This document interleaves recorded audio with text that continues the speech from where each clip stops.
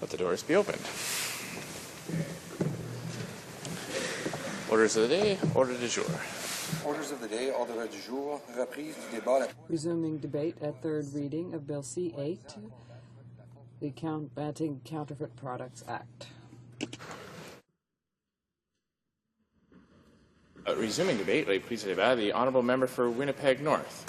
Thank you, Mr. Speaker. And it's with pleasure that I stand and rise to speak to Bill C-8 this morning. And I thought maybe what I would do is start it off with a bit of an example that I think people would be able to relate to as to why it is that it's important that we bring forward legislation of this nature. You know, as everyone knows, Winnipeg had the opportunity to get and received a Winnipeg Jets franchise, an NHL franchise. And that was just a couple of years ago now. And at the time, there was a great deal of hype built around the Winnipeg Jets and what the new logo was going to look like and so forth. And it was really kept in secret until certain release dates as to when they would be announcing those new logos. And of course, when you develop a business plan, part of that business plan is the sale of merchandise. And wanting to capitalize, no doubt, on our fresh, newly minted Winnipeg Jets, the NHL franchise actually came up with a very unique, and I would suggest to you a wonderful logo. Within months of the release of that logo, they had NHL material that was authorized, and it was in fact copyrighted and so forth, and it was up for sale.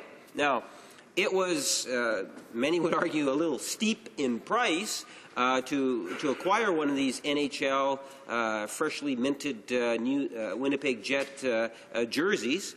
Well over $100 for one of these jerseys, but it was the authentic jersey. It was the real thing, if I can put it that way. Well, within weeks of the release of the logo, we started to see jerseys appearing that were not authorized. They were, in fact, infringements on the copyright. Mr. Speaker, what ended up happening is it caused quite a bit of a commotion, and I can appreciate why, whether it's the NHL or the franchise itself of Winnipeg Jets was quite concerned in regards to how this counterfeit product was being produced in such a quick fashion to be sold to those thousands of Winnipeggers and people, and Manitobans, I should say, Mr. Speaker, and many others that were quite fascinated and wanted to purchase some of this merchandise. And it did have a fairly profound impact in terms of sales, and ultimately the franchise would argue that it lost a great deal of revenue because of it. Well, I use that, Mr. Speaker, as just an example in terms of why it is that as a legislature we need, or as a parliament, we need to provide protections for entrepreneurs and others to protect their copyrights. And that's, in essence, what Bill C-8 is really all about. What it does is that it creates new civil causes of action with respect to activities that sustain commercial activity in infringing copies and counterfeit trade-marked goods. It also creates new criminal offenses for trademark counterfeiting that are to existing offenses in Copyright Act. It creates new criminal offenses prohibiting the possession or exporting of infringing copies or counterfeit trademarked goods, packaging, or labels. It also enacts new border enforcement measures enabling customs officers to detain goods that they suspect infringe copyrights or trademark rights, and allowing them to share information relating to the detained goods with the rights of owners who have filed a request for assistance in order to give the rights owners a reasonable opportunity to pursue a remedy in court. It exempts the importation and exportation of copies and goods by an individual for their personal use from the application of the border measures. And also, Mr. Speaker, adds the offence set out in the Copyright Act and Trademarks Act to the list of offences set out in Criminal Code for an investigation of which police may seek judicial authorization to use a wiretap. It should be also noted that the enactment also amends the Trademarks Act to, among other things, expand the scope of what can be registered as a trademark, allowing the Register of Trademarks to correct errors that appear in the Trademark Register and streamline and modernize the trade application and opposition process. Mr. Speaker, my colleague from Toronto, the Liberal Party critic, has done a wonderful job in terms of ensuring that at the committee stage that the Liberal Party was well represented in terms of getting and providing positive feedback, and on occasion did propose some amendments. Unfortunately, the government didn't see the merit of the amendments, and ultimately the amendments were defeated. It is somewhat sad to see, given the importance of the legislation, that the government did not allow for amendments to pass, whether they were Liberal amendments or New Democratic amendments. Yesterday I was talking about the importance of the committee stage and how, in fact, we can improve upon legislation by bringing forward amendments. And one of the things that we have noticed with this majority Conservative government is their attitude towards amendments in committee are not positive at all, as the government seems to be of the opinion, unless the amendment originates from a Conservative member of Parliament, or in particular from within the ministry or the Prime Minister's office, that the amendment should not pass. And that seems to be a general rule that applies for all pieces of legislation, Mr. Speaker, which is most unfortunate, given the importance of trying to pass good, solid legislation as much as possible, and the idea and principle behind going to the committee stage of allowing for members to participate in and get engaged in that process, so that they can actually feel that they have something to contribute by bringing forward amendments, either on their behalf or on behalf of their political party, as the Liberal Party critic attempted to do. There are a number of things that are worthy of noting, Mr. Speaker, when we think in terms of the actual cost. The RCMP has increased virtually fivefold since 2005 to 2012 in terms of just the number of seizures that have taken place. And as you can appreciate, we're talking literally millions of dollars worth of product, Mr. Speaker. And it really emphasizes to the degree in which the RCMP, if they can get engaged on the file, you will find, I suspect, even that much more counterfeit product being recognized. We know that there is a great deal of counterfeit product coming in through the Internet. Whether it's many different ways in which one can sell product over the Internet, and at the end of the day, we suspect that there's a great deal of counterfeit product that's going through the Internet, and we challenge the government to be more proactive in regards to that particular issue. Good examples of that, Mr. Speaker, I made reference to the Winnipeg Jets. One could also talk about the issues of just some of those other consumer products. The other day, it was someone brought to my attention in regards to purses. And the actual cost, if you go into some of these more upscale commercial facilities, you will find purses selling in the neighborhood of $400 to $600. They can be very expensive. A copy or an illegal a purse or someone that's prepared to infringe upon a copyright and provide a duplicate. And some of these copies, Mr. Speaker, are incredibly close to the original, and they will sell for a fraction of the cost. So you might have a retail value on a certain type of a purse at the upper end, somewhere around $450, $500, but through different organizations or unethical business individuals, you will find that they could sell and produce that purse at a substantially less cost, and then will undersell the retail cost. So instead of, let's say, paying $450, they might end up being able to sell that same look-alike purse, not the original, for somewhere in the neighborhood of $30 to $40, Mr. Speaker, and still make a substantial profit. And these are the type of things that we need to be aware of. As more and more consumers look to the internet for acquiring goods, I suspect that is going to be even a larger problem going forward. Today, through our border officers, custom agents, we get a great deal of commercial activity, obviously.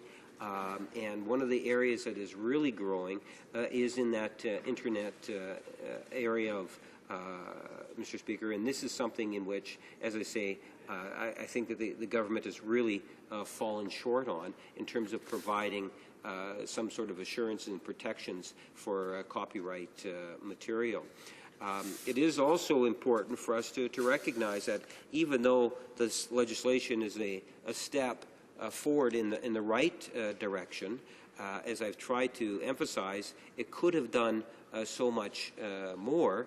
But one of the things that I want to emphasize in it is that even though there's more power that's going to our Canada Border Control, we need to put that into perspective in terms of what it is the government has done in recent budgets in regards to our Border Control people and custom officers. And that is, of course, they've had cutbacks.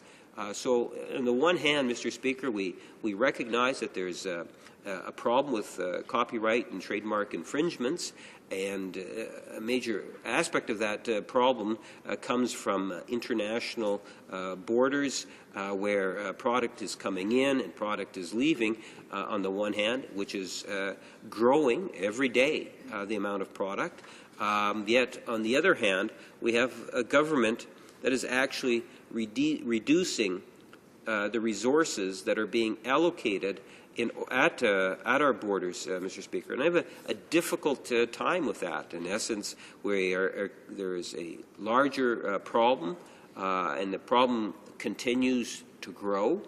And the government responds by saying, well, look, we have legislation, Bill C-8, and this is their attempt to deal with it, and they present it, and then they try to appease the different stakeholders, saying that, look, we brought in this legislation to deal with this issue, but on the other hand, they did not provide the proper resources in order for our custom officers and border control people to be able to ultimately provide the type of assurances through checks and so forth that we are serious about dealing with it, that we are, in fact, compensating product and ensuring that there's a consequence to those that are trying to illegally bring in material for resale purposes, Mr. Speaker. So, yes, it's great to see that we do have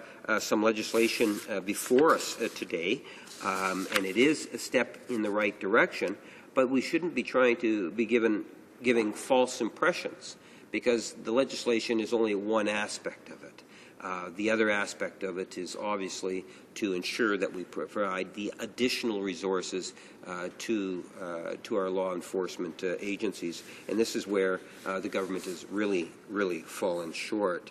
Mr. Speaker, there's, as I indicated, the Liberal Party does have some concerns in regards to the legislation. We recognize the need to provide new enforcement tools to help strengthen Canada's existing enforcement regime for counterfeit goods. We believe that the Canadian business and industry associations must be protected to ensure the well-being of those domestic businesses and the health and safety of Canadians, as well as the integrity of the Canadian economy as a whole. When we make reference to the issue of health and safety, Mr. Speaker, this is something that quite often gets overlooked, whether it is a potential medication or something that might be used for prescriptions, Mr. Speaker, in regards to one's eyes. That there is many a product that is out there that is being brought into Canada, and we don't know to what degree that product is in fact safe for consumption or use. And that's one of the reasons why I make the statement in regards to the protecting of Canadians' health and well-being. I've emphasized already, but just to reinforce, that the Liberal Party would like to investigate further a study on how e-commerce may provide a loophole to the seizure and the reduction of the presence of counterfeit products. And that's why, Mr. Speaker, I suggested that the government, I think, has really missed out on an opportunity in an area that there's a great deal of potential abuse that is out there, and would have suggested that the government might want to reconsider. Border officers who are by no means copyright experts, Mr. Speaker. They do their very best, and we must compliment them on the fantastic job that they do. But having said that, they will be given new and increased powers that are not overseen by courts, which may lead to some illegitimate seizures and violations of the Charter of Rights. To what degree has that been taken into consideration, Mr. Speaker? And again, it becomes an issue of education and supporting our border officers in good part also. There are several further areas in which concerns have been raised, Mr. Speaker, with an increased number of seizures due to increased powers being given to the border officers and the RCMP. As I've indicated, how will the government really and truly fund these extensive investigative and legal operations?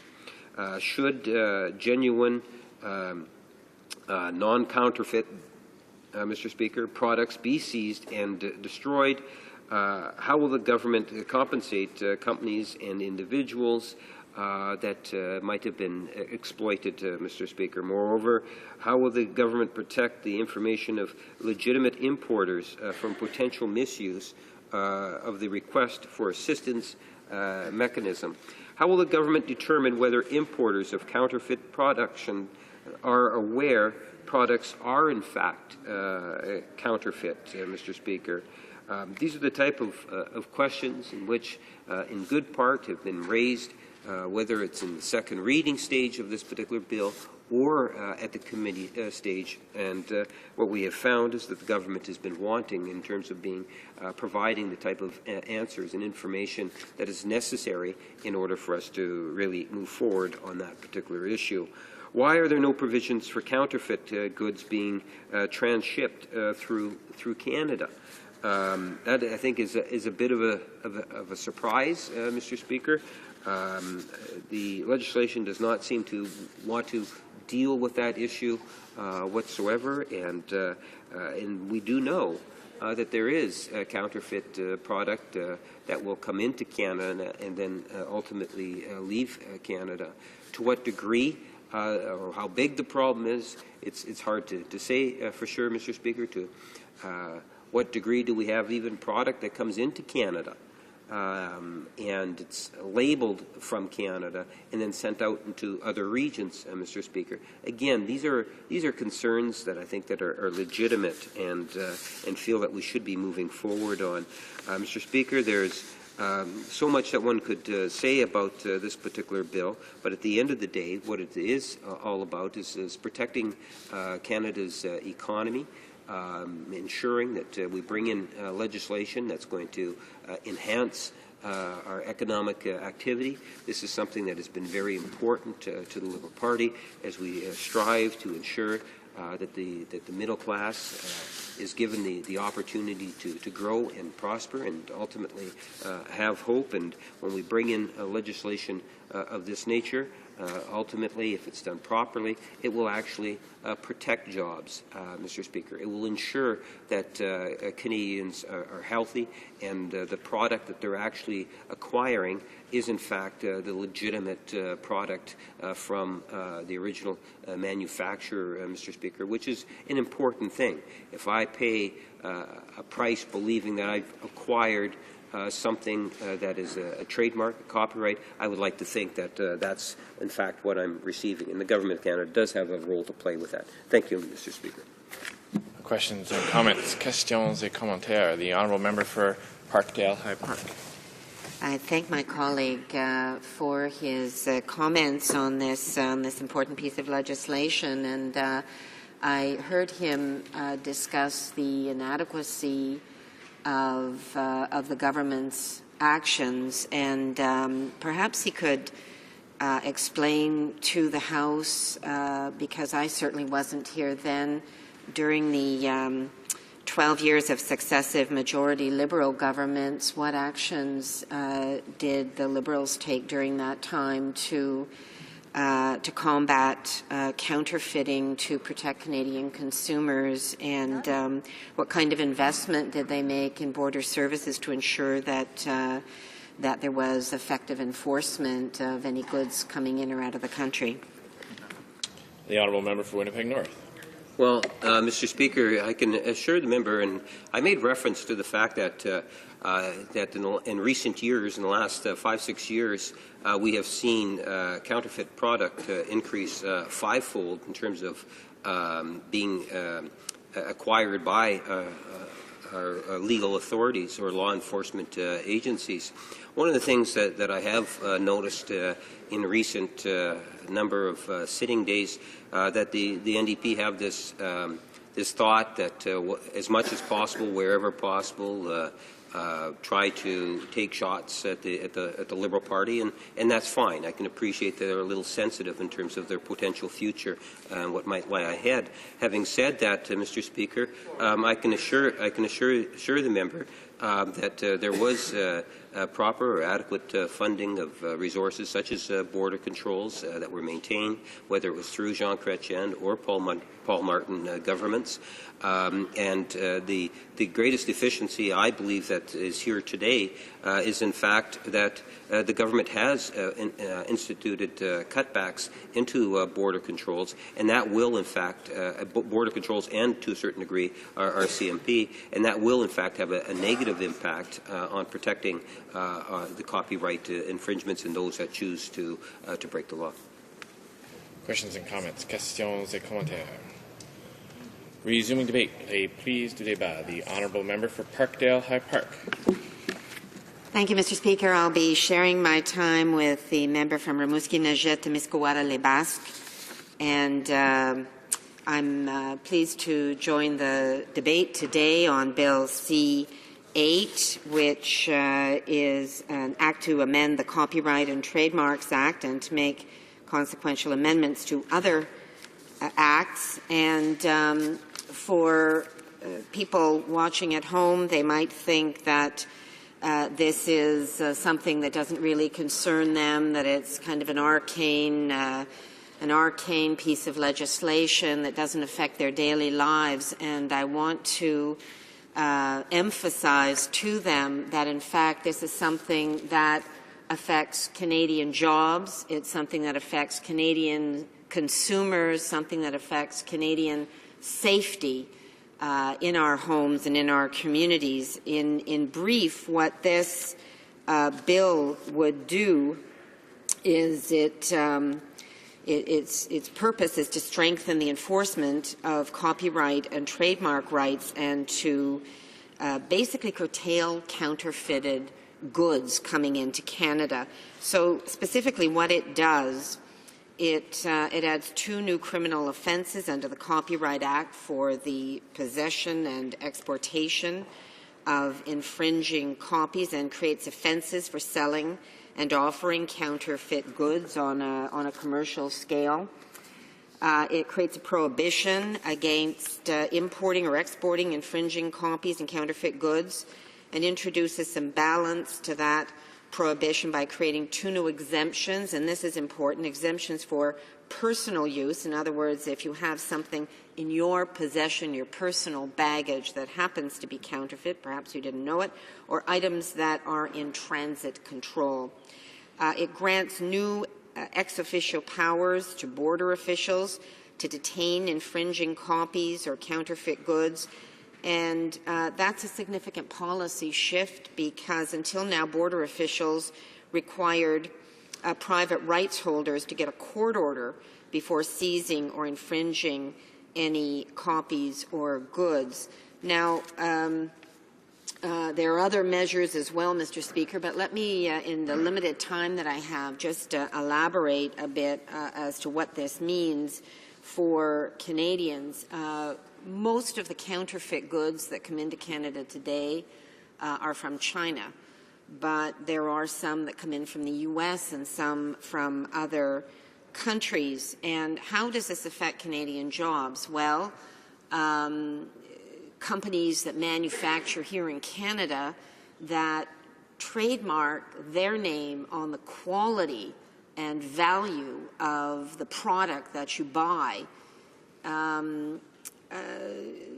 get subject to cheap knockoffs that get sold at discount prices. Let me give you a very specific example.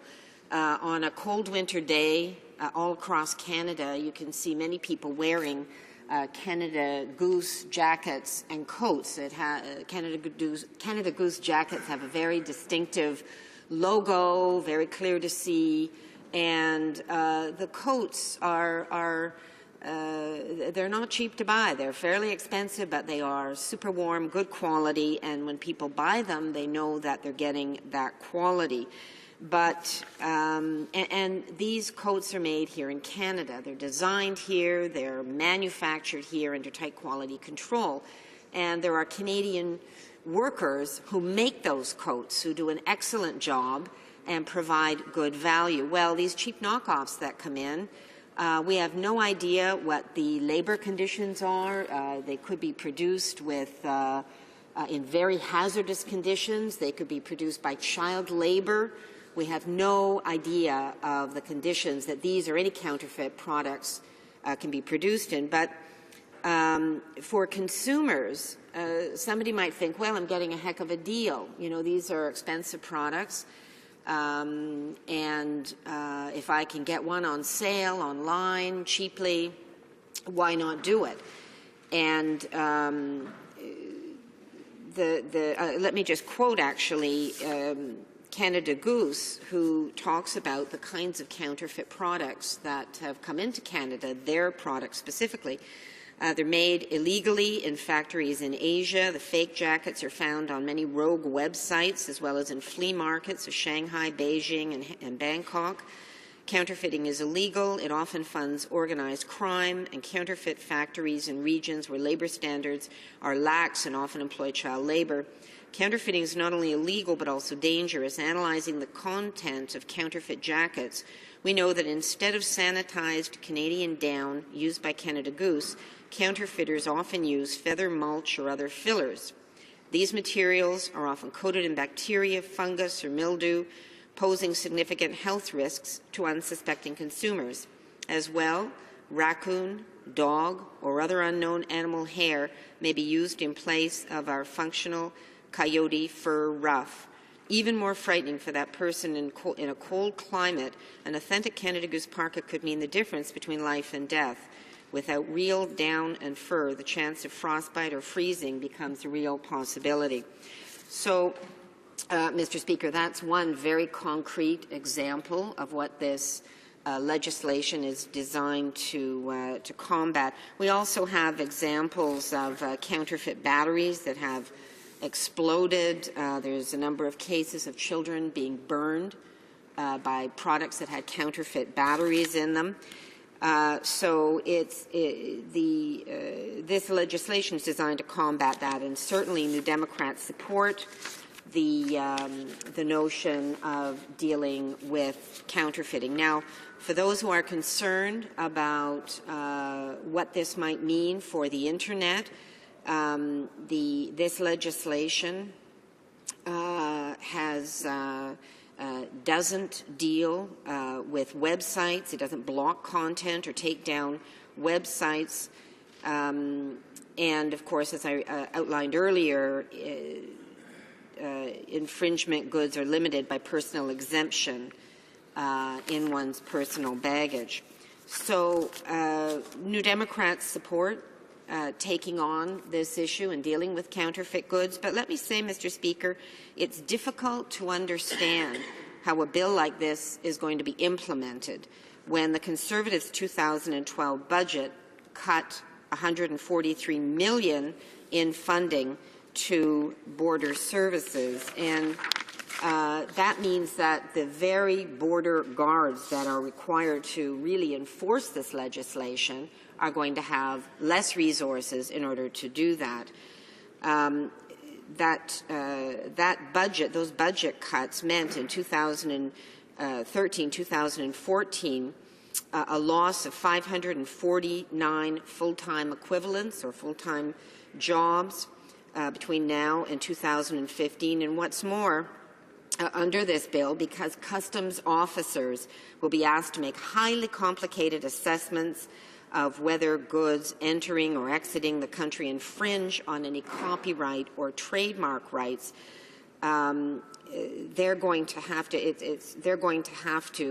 have special training. It's an assessment that sometimes the courts themselves even struggle with, and yet we're asking border guards to do this without really a full complement of staff to adequately implement this bill and protect Canadians and our borders.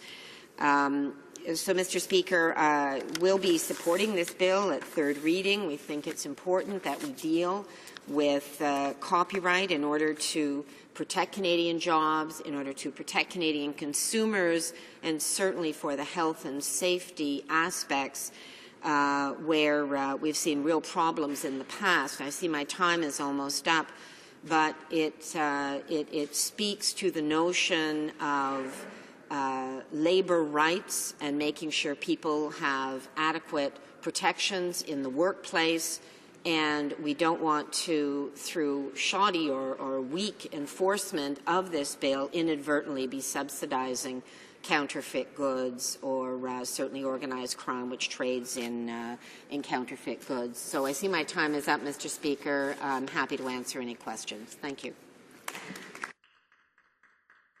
L'honorable député de Saint-Lambert.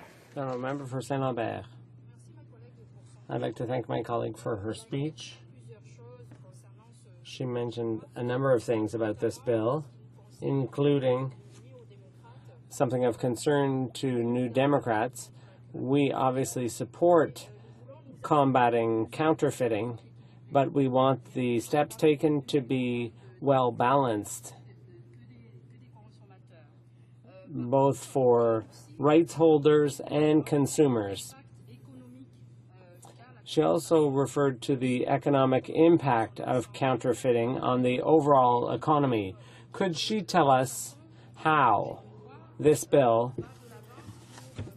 is a step forward in dealing with the adverse effects on the overall economy? The honourable member for Parkdale High Park. I'd like to thank my colleague for that good question.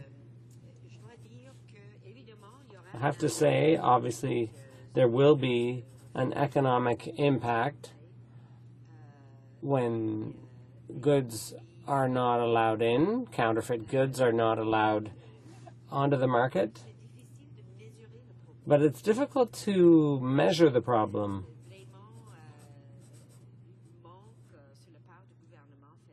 It's a shortcoming of the federal government not to have truly delimited the full impact of copied or fake products on the Canadian market. But it's good to attempt to block counterfeit goods because that really defends jobs and it will protect our economy. But it's probably several $billion worth of goods that are knockoffs or counterfeit that enter our country every year, but that's just a rough idea of the scope of the problem. The Honourable Member for Brossard-La-Prairie.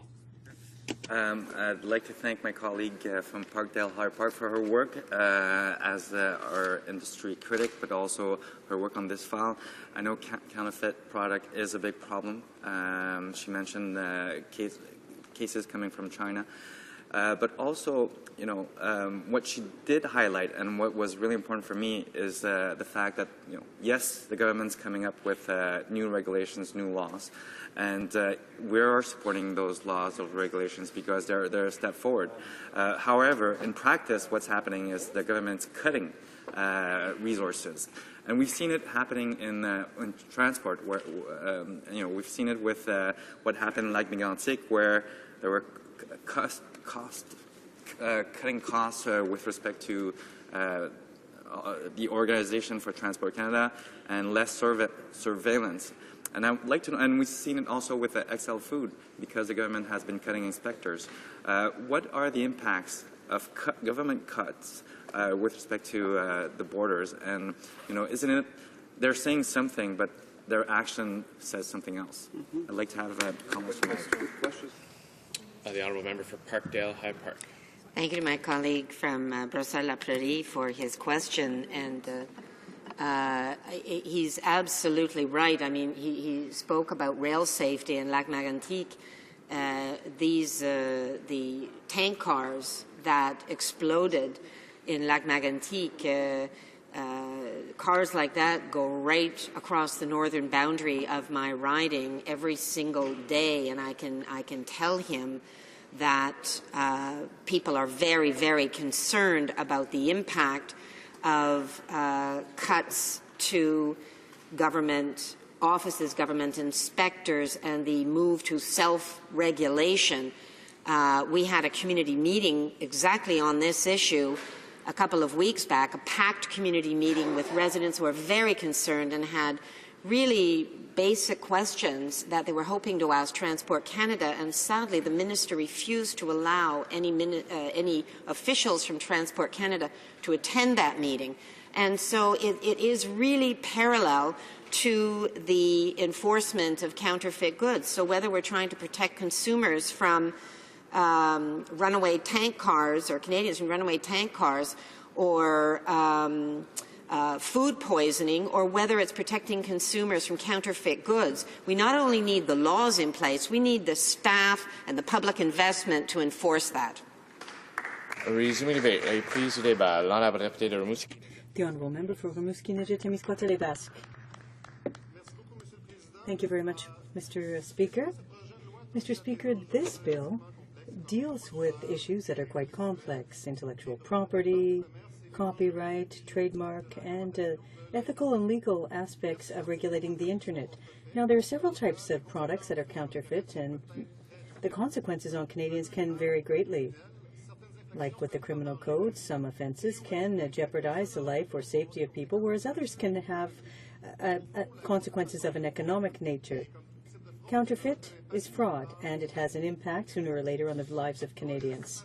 According to estimates from the International Chamber of Commerce, losses in tax revenues resulting from counterfeit goods are assessed at $125 billion in the U.S. and in developed countries, and at $2.5 billion in terms of the number of jobs that disappear. So globalization makes these types of activities easier to carry out.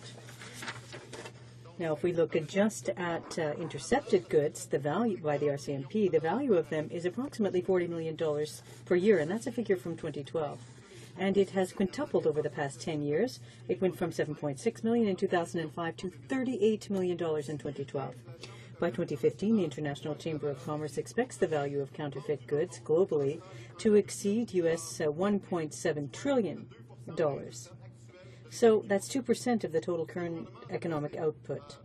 This government tabled this bill in fact, on March 1st, 2013. It was C-56, and oddly enough, the same day was published a report from the American Department of Trade calling on Canada to implement measures to deal with the anti-counterfeit trade agreement, to give customs agents and officers the ability to take action. Now, the problem is that Canada still hasn't ratified this agreement, anti-counterfeit agreement, despite a promise to that effect on October 1st, 2011.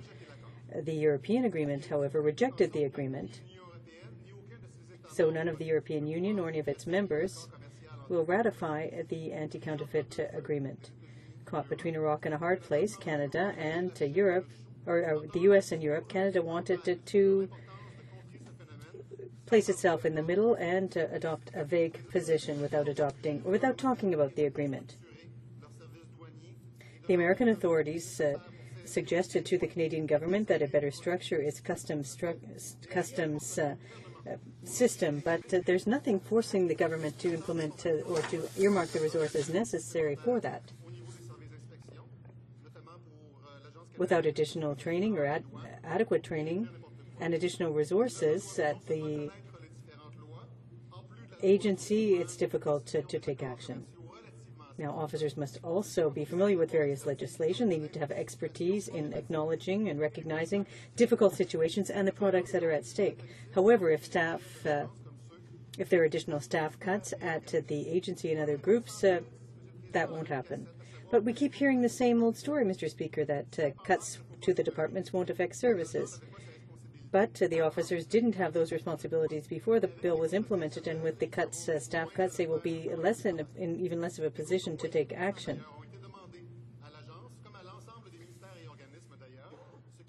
The agency was also cut by 10%, as all other departments were, and this has left a shortfall of some $140 million. The union at the CBSA has stated that these cuts will lead to 1,000 job losses over the next few years. And this was really one of the main concerns raised by the Canadian Anti-Counterfeit Network, which is a not-for-profit group of businesses, individuals, and associations that have come together to fight fraud and counterfeit activities and copyright violations.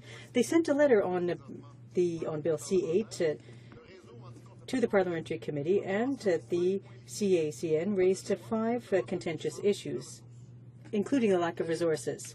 The letter, which was sent to the committee, explains, and I will quote in English, "The bill empowers Canadian customs officers more than before. We are concerned that insufficient resources may be allocated to allow for effective enforcement by CBSA. Nous sommes parfaitement d'accord." We completely agree with the fact that bestowing additional powers giving border officers additional powers. However, they need to be fully aware of their rights and obligations, because there will no be legal supervision, and the agency must have the resources necessary to train them and to implement and enforce this legislation. The network currently fulfills this duty by training officers and various police forces, and to help them identify situations of fraud and counterfeit products. However, at the Parliamentary Committee, the head of the group expressed frustration with the staff turnover and layoffs, and said, and I quote, "I'm always frustrated by the fact that it's like a drop in a bucket. If we go to the Niagara Falls border, as we did last year, and train 50 border guards, and we come back 3 months later, 50% of them have gone on to other jobs, and we start over again. It's very difficult to maintain a level of understanding of what the products look like. They need some help on their side. We're willing to help them, but we don't have the funding either." So let's be clear. Strengthening the rules in this legislation regarding counterfeit goods is a good thing. However, we need to walk the talk. Now, another issue that I'd like to address is the fact that, according to several witnesses, the financial burden imposed by the penalties and the administrative costs of seizure would all affect rights holders who are already being penalized by the fact that the goods are counterfeit in the first place, if they were financially responsible for protecting their rights. Several witnesses were heard at the industry committee, namely Michael Geist, Wayne Edwards, and Martin Lavoie. I'd like to quote some of the evidence and testimony provided by Michael Geist with respect to copyright and digital issues. He said, "Further detention of goods can be used to harm Canadian businesses that could find the goods they are seeking to import detained, oftentimes by competitors. The absence of a misuse provision in this bill is particularly notable in this regard." His comments were echoed by Martin Lavoie from the Canadian Association of Manufacturers and Exporters.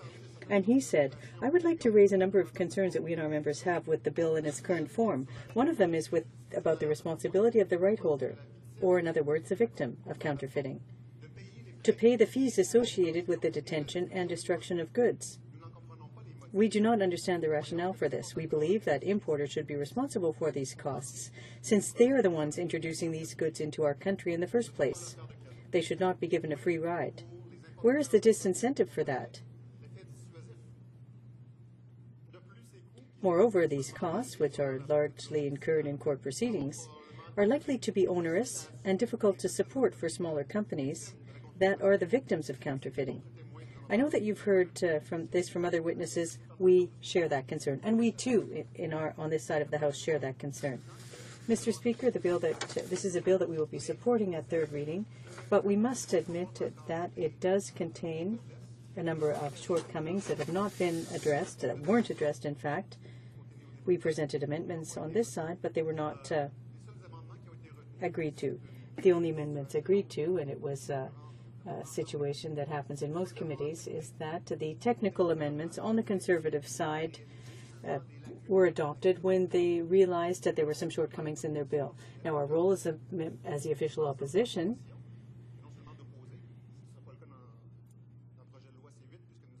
is not just to oppose bills, we're going to be supporting Bill 8, but to identify problems with the drafting, the text, the wording, and with some of the adverse effects that weren't taken into account when the government drafted the legislation or the bill. So we deplore that the government did not listen or did not hear the arguments presented by the opposition. So in conclusion, we will be supporting this bill because it is a step in the right direction to deal with a situation that is an important one in dealing with counterfeiting, because we have a rather important trade partner, significant trade partner, the United States. This will be a way to coordinate action to deal with the counterfeit goods. It's fraud. We need to deal with it, take action.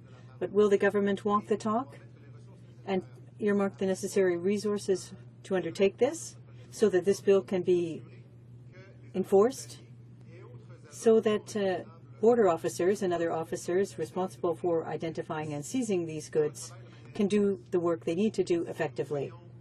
Now, if we look at what the government has done with respect to funding for these agencies, whether it be the Border Services Agency or the CFIA, or the Customs Service in its entirety,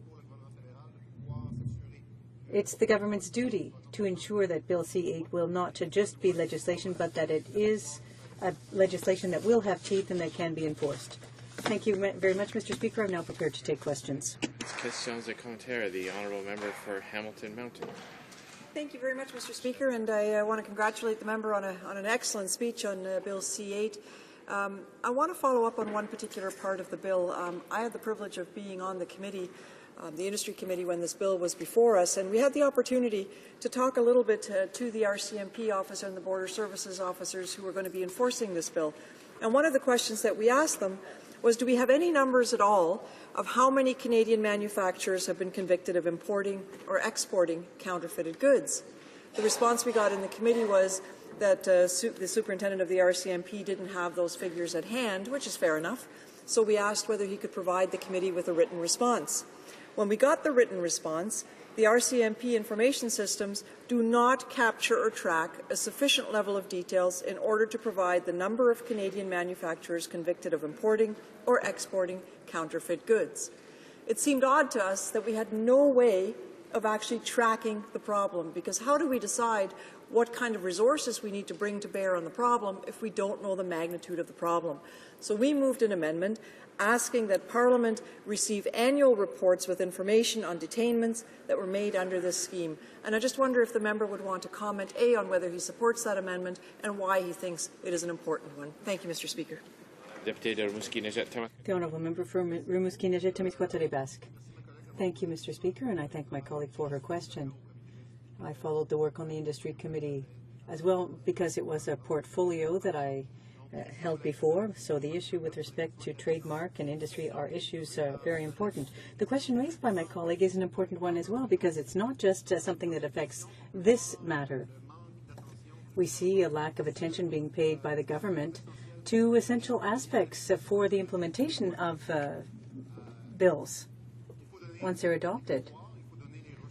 The resources and the authority need to be provided to the agency, the CBSA in this case, to do the work. How can we ensure that the work is done properly if there is no ability to measure the progress achieved in detection, for example, or in a seizure of these products, or with respect to the improvement of processes that can enhance work being done by the RCMP or the border officers?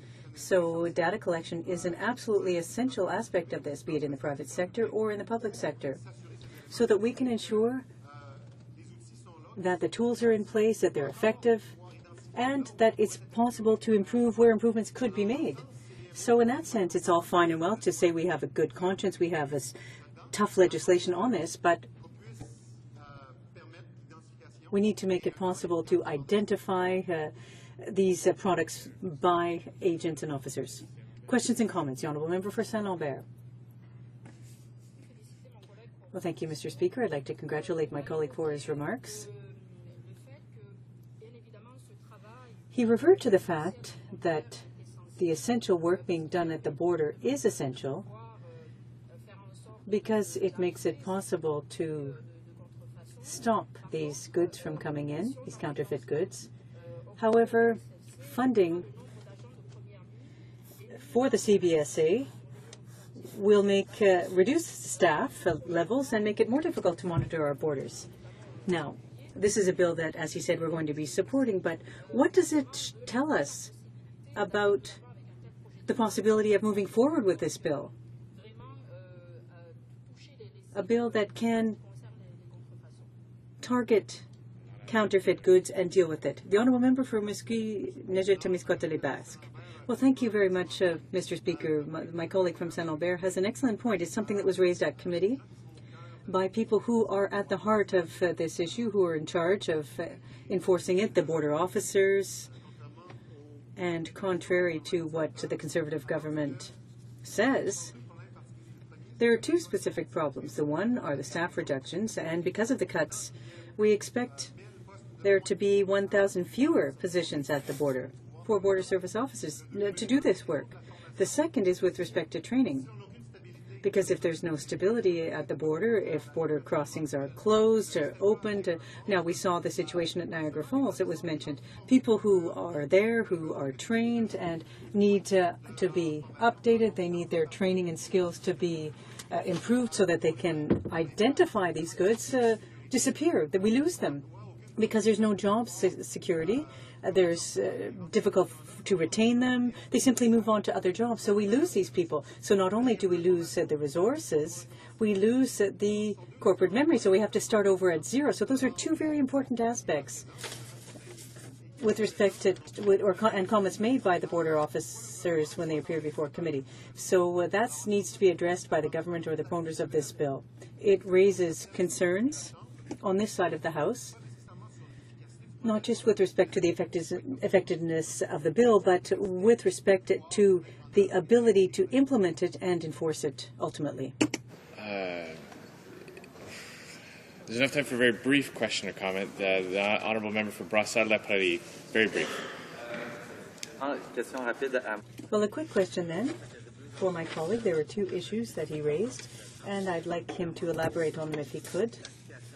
First is with respect to enforcement and monitoring, but secondly with respect to the proposals that were made, how the bill in and of itself can be improved. The Honourable Member for Misquetan-Témiscouata-Les-Basques. Well, it's really difficult to answer that question in 30 seconds, and I'm under the impression that that's about all the time that I have. But the bill isn't perfect. It's faced some criticism.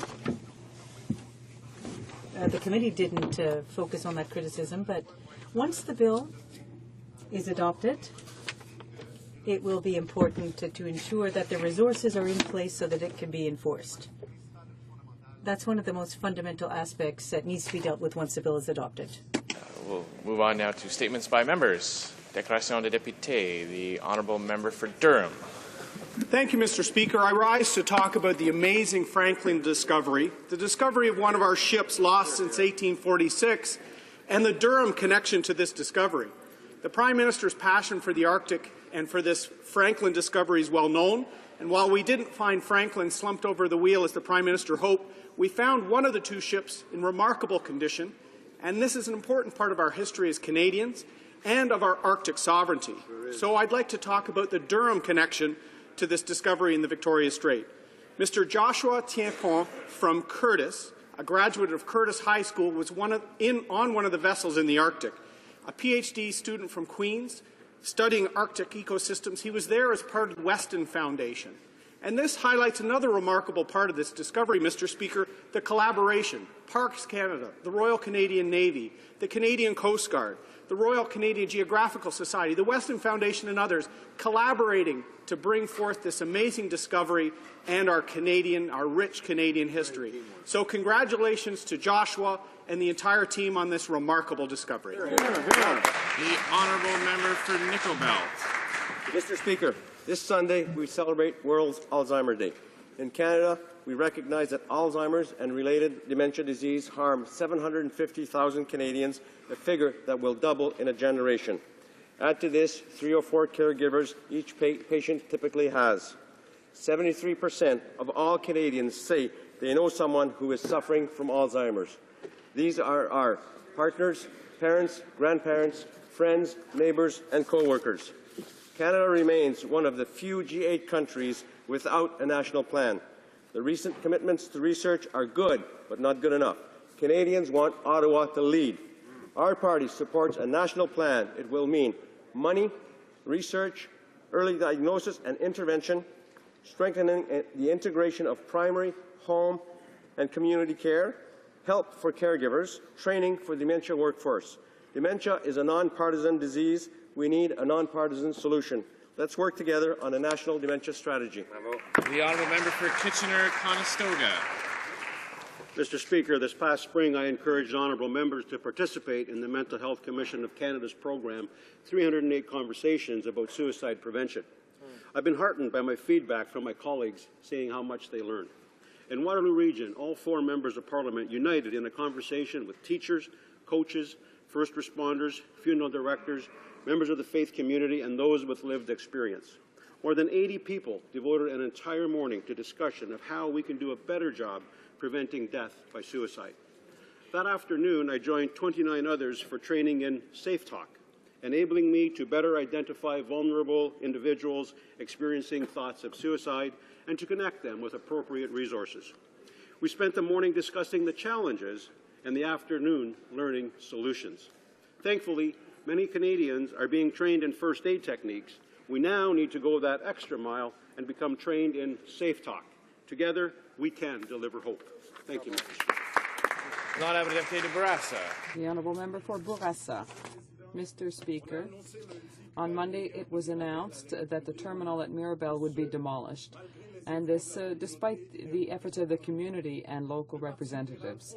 The Liberal Party challenges the way in which this decision was made, because it feels it was premature. Local stakeholders were not properly consulted. The people of Mirabel deserve to know how the government intends to use this land in order to create good local jobs, stimulate economic growth, and promote regional development.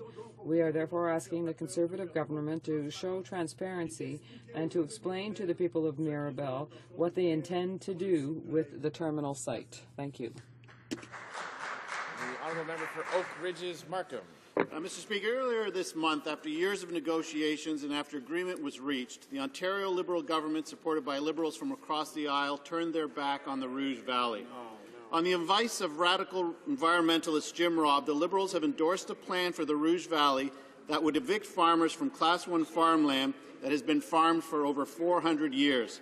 Jim Robb has called local farmers ecologically insensitive industrial farmers. He's called them millionaires who stand in the way of these lands being reforested.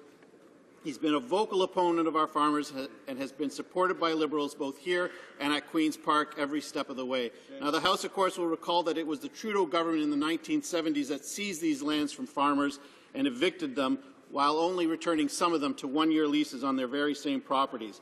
Our plan would guarantee farming remains in the Rouge Valley, and our farmers would be treated with respect and provided security they need to make investments in their land. At the same time, the entire Rouge Valley would be protected for generations to come, Mr. Speaker. We won't turn our back on the Rouge Valley. I call on the Liberals to support our farmers in that area. Thank you, Mr. Speaker. The honourable member for Louis Hébert. Louis Hébert. Mr. Speaker, on this year, the 100th anniversary of the 22nd Regiment, we are celebrating this unit. They're the only infantry unit operating only in French within the Canadian Forces. In 1920, the regiment moved into the Quebec Citadel and made it its headquarters. The Vendus is much more than its music group and its famous mascot. It's a unit that has never known fear, from Courcelette to Passchendaele, as well as at Vimy, from the landing in Sicily to the Italian campaign, the war in Korea to peacekeeping missions in Cyprus and Yugoslavia, the Haitian earthquake and the Afghanistan war. The Vendus have been an illustrious force and have paid a heavy price very often.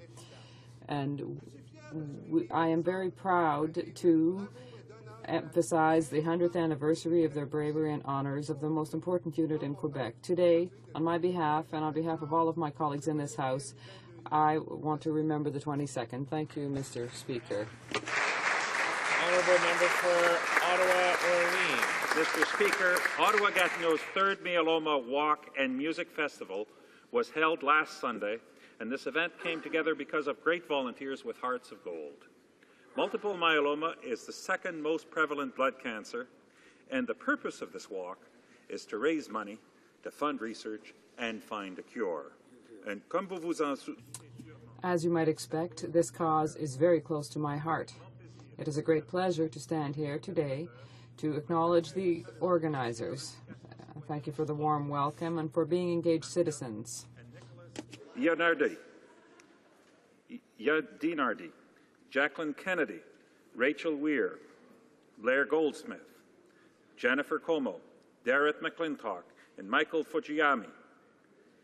Thank you for everything. 100 and 800 times thank you. If you wish to help us by making a donation to fund research, please visit ottawamyelomawalk.org by September 30th. Merci, Monsieur le Président. The honourable member for Essex. Thank you, Mr. Speaker. Our Conservative government is making a positive difference on the environment in Windsor, Essex. For those who don't know, Essex County has the most species at risk, both plant and animal, of anywhere in Canada, largely due to habitat fragmentation. But thanks to our government policies, Windsor, Essex has seen the creation of the first binationally funded fish spawning reef, a first in Canada priority natural area, and from our Natural Areas Conservation Program, major investments to restore and preserve key habitats on the Ruscombe River, along Cedar Creek and Kennard River, and on Pelee Island. But we haven't stopped there, Mr. Speaker. Our government created a national conservation plan this year to conserve land and water, restore ecosystems, and connect Canadians with nature. And we backed it with over $250 million. Now, this summer, the government House leader and I hosted key local stewardship groups to discuss how Windsor-Essex can continue our environmental success through the through the National Conservation Plan. Mr. Speaker, our plan is working, and Windsor-Essex will have a greener, cleaner future for generations to come. The Honourable Member for Quebec. Mr. Speaker, it's a great honour, and I'm very proud today to emphasize the official launch of the Circle of Nurses in Quebec. This is the biggest group network of its sorts, and has 30,000 members, including myself. Thanks to all of their work, their talents are transferred from generation to generation. These nurses defend our rights, and they work with every level of government, and their volunteer work does a lot of good to our community. So I want to emphasize the tremendous work done by this circle, Ms. Nathalie Leblanc, Ms. Nathalie Lepage and Vanier, Ms. Lise de Gratte from Saint-Monique-les-Saules, and Ms. From Abitibi. So congratulations, ladies. Thank you so much, and congratulations on your centennial. For Calgary East. Mr. Speaker, 6 years ago, TransCanada put the application for the Keystone XL pipeline forward to the United States. This pipeline will create 10,000 of jobs on both sides of the border, enhance energy security, and emit fewer greenhouse gas emissions than the alternative transportation methods. The Canada-U.S. energy relationship is the most important in the world, with the value of our energy exports last year being roughly $118 billion. Our government supports this pipeline because it is an important project on both sides of the border. Mr. Speaker, Canada is a reliable, environmentally responsible friend and a neighbor. Let's hope that this year we can finally celebrate the construction of the Keystone XL. Thank you, Mr. The Honourable Member for British Columbia Southern Interior. Mr. Speaker, the tragedy continues to unfold in Iraq.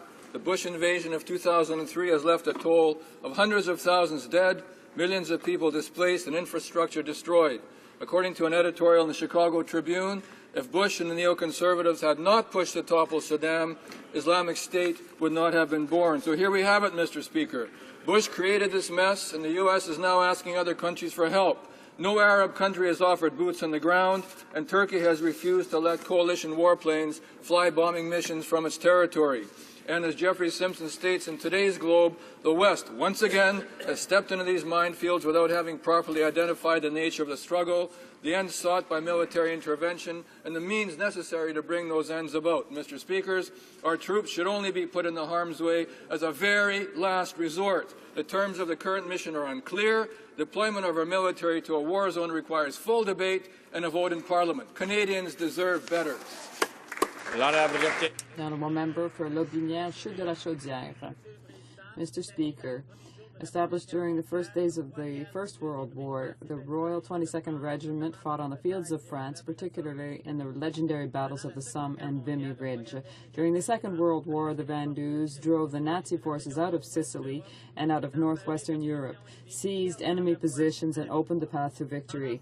For 100 years, the Vandus have spread fear among our enemies from Korea to Afghanistan and have made this country proud. We congratulate the Royal 22nd for on its 100th anniversary. Your country salutes you. We are proud of you, and we thank you. Thank you, Mr. Speaker. Member for Ottawa Vanier.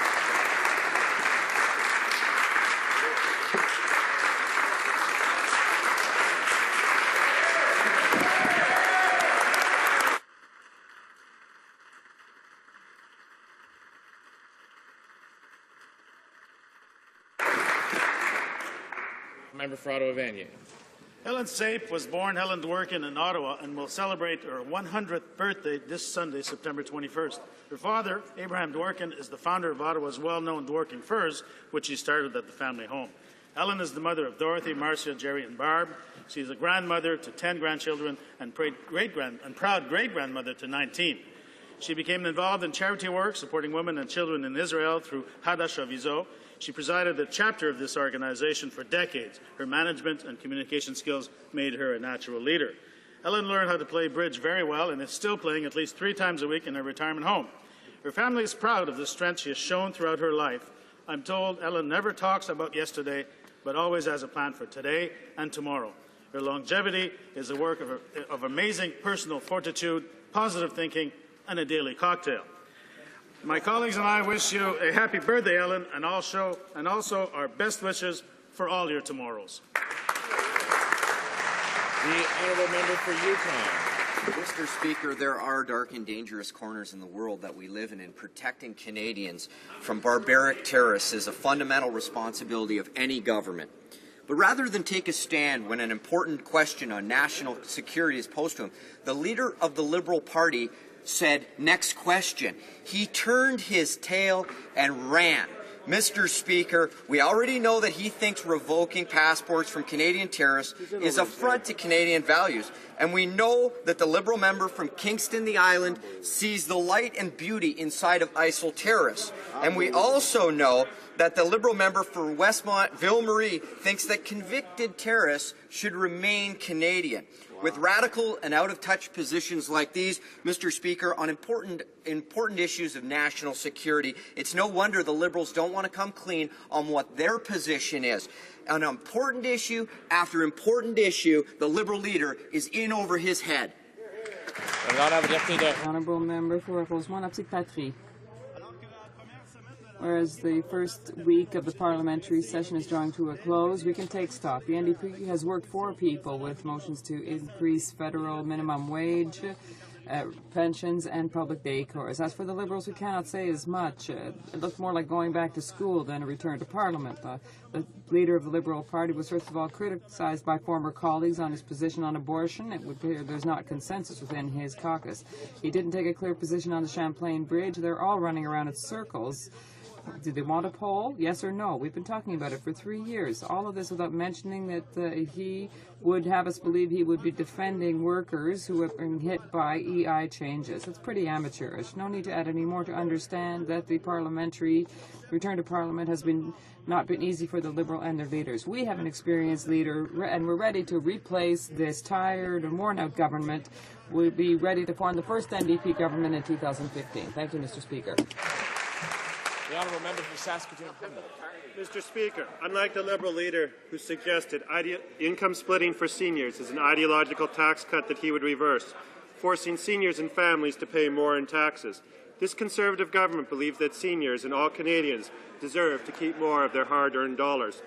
That is why it cut the GST, introduced pension income splitting, created tax-free savings accounts that are now benefiting more than 10 million Canadians by allowing them to save tax-free, and removed almost 400,000 seniors from the tax rolls completely.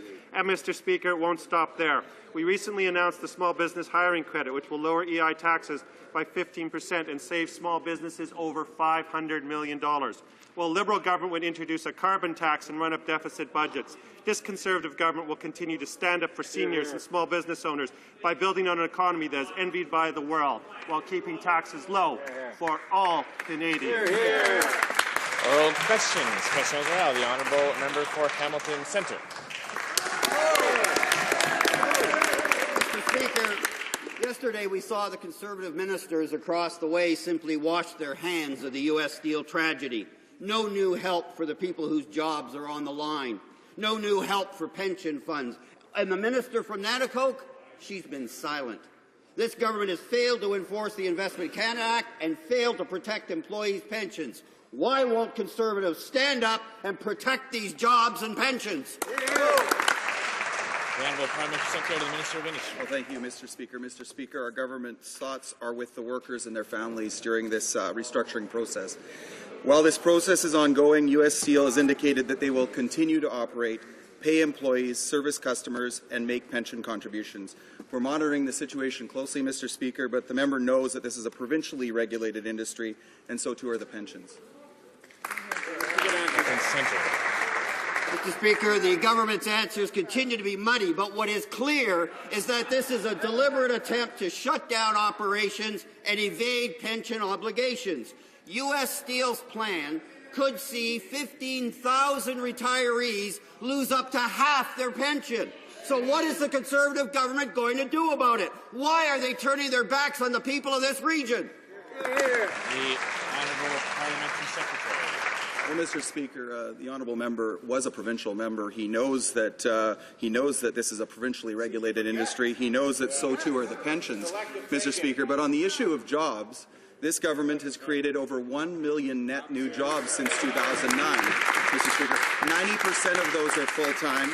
80% of those are in the private sector. We will continue with steps to improve even more so that job creation, and we hope that this member will support some of those steps. The honourable member from Hamilton Centre. Speaker, in typically twisted Conservative logic, they're going hard on pensioners but easy on tax cheats. There are new reports today that the Canada Revenue Agency has decided to eliminate 220 auditors who are responsible for going after tax cheats. Senior auditors who aggressively root out tax evaders are being given the boot. Why is this government focusing on going after the David Suzuki Foundation instead of going after tax dodgers hiding in the Cayman Islands? The Honourable Parliamentary Secretary to the Minister. Mr. Speaker, let me be clear. CRA is not reducing the number of auditors nor the number of tax evasion and tax avoidance experts. Between April 1st, 2006 and April 1st, 2014, the overall number of auditors has actually increased by 750. The honourable member is simply wrong. Deputy Saint-Lambert. The honourable member for Saint-Lambert. While leaders of the G20 meet in Australia to come up with a game plan to fight tax evasion, 220 auditors at Canada Revenue Agency have learned that their positions are affected by the blind ideological cuts of the Conservative government. How ridiculous. Once again, the Conservatives are making life easy for white-collar criminals. Why are they dismantling the tax fraud squads? The Honourable Parliamentary Secretary. As I said, CRA is not reducing the number of auditors nor the number of tax evasion and tax avoidance experts. And again, since 2006, we've substantially increased the amount of auditors at CRA, and tax cheats are feeling the pressure like never before. In fact, since 2006, CRA has seen a 400% increase in the use of its voluntary disclosure program, proof there are fewer places for tax cheats to hide than ever before. The problem, Mr. Speaker, is that the Conservatives have a double standard. First, they go on a witch hunt against charities and the valuable work they do for society, and then they dismantle the tax fraud squads that fight international tax evasion, and they're cutting auditors' positions. All this at a time when every dollar counts and everyone should be doing their fair share to support our social programs. Why is the Conservative government protecting white-collar criminals? The Honourable Parliamentary Secretary. Quite frankly, Mr. Speaker, that question's just nonsense. I'll go back to my first answer. You know, first of all, Mr. Speaker, let's be clear. You know, one thing the NDP they hate the facts. So let me be clear. CRA is not reducing the number of auditors, nor the number of tax evasion and tax avoidance experts. And as a matter of fact, our audit team has been increased by 750 individuals. Now, they may not like numbers, but the numbers don't lie. The member for King's Hands. Mr. Speaker, the hiring credit for small business has a design flaw. According to Jack Mintz, it will act as a disincentive to growth. It gives businesses $190 per hire and over $2,000 per layoff. Why doesn't the minister recognize the defect in his plan and instead adopt the Liberal plan, which will work? The Honourable Parliamentary Secretary. We're out of touch with small business. We are lowering EI payroll taxes by 15%, saving small businesses over $550 million. CFIB called the move a big deal for small business and good news for people looking for jobs. The last thing Liberals are qualified to talk about is EI. They used EI premiums as a political slush fund and completely raided the account of nearly $60 billion when they were in government. The honourable member for King's Hands. Speaker, economists like Jack Mintz and Mike Moffat are slamming the Conservatives' new EI credit. Moffat said, quote, "It has structural flaws that give firms an incentive to fire workers and cut salaries." Instead of going ahead with this flawed scheme, the government should adopt the Liberal plan to provide employers with an EI holiday on new jobs. It would fix the problem and help create new jobs. Will the minister listen to reason and introduce an EI holiday on new jobs? Create jobs. The honourable parliamentary secretary. Mr. Speaker, during their time in office, the Liberals used EI premiums paid by hard-working employees and businesses as a political slush fund. They raided and completely wiped out the EI account of nearly $60 billion. The Liberals also support a 45-day work year that would drastically increase EI premiums by 35% at a cost of $4 billion. Mr. Speaker, we won't take lessons from the Liberals. What we will do, however, is listen to stakeholders like the CFIB who said, and I quote, this is fantastic news for Canada's entrepreneurs and their employees, and as such can only be a positive for the Canadian economy. The honourable member for King's Hands. Speaker, the Canadian economy has stalled. We've only created last year 15,000 net new full-time jobs. Our growth has fallen behind Australia, the UK, and the US, and the Conservatives are hurting the economy further by cutting infrastructure and keeping EI taxes high, just to pad their books. Even with the small business tax credit, the Conservatives will continue to collect over $3 billion in excess EI premiums next year. Will the Conservatives reverse their anti-growth agenda of high EI taxes and infrastructure? The honourable parliamentary secretary. Mr. Speaker, our government understands that small businesses create jobs and support families in our communities. That's why we froze EI rates for 3 years, saving job creators and workers $660 million in 2014 alone. We've taken further action with the new small business job credit, which will lower EI payroll taxes by 15% and save small businesses over $555 million over the next 2 years. Beginning in 2017, premiums will be set according to a 7-year break-even rate, ensuring that premiums are no higher than they need to be. The honourable member for Chicoutimi the Fjord. The minister admitted this week that Health Canada failed to prevent the import of drugs that are potentially dangerous to Canadians. The minister did nothing to reassure us about Health Canada's ability to do its job. You can't fool around with people's health. Can the minister reassure Canadians and explain how she intends to ensure that drugs sold in Canada are safe? The honourable parliamentary secretary. Our government expects that Health Canada will take the health and safety of Canadians very seriously. That's why we've introduced Vanessa's Law. It's currently making its way through the Senate, but it will provide the department with mandatory recall powers. No longer will the department have to negotiate with the pharmaceutical industry. It will also give the department wonderful powers to fine companies who put Canadians at risk. Excellent. The honourable member for Vancouver East. Well, Mr. Speaker, the minister still hasn't explained her inaction. Just think about it. For the past 8 years, Canadians and the NDP have been calling for better drug safety measures, including in Bill C-17.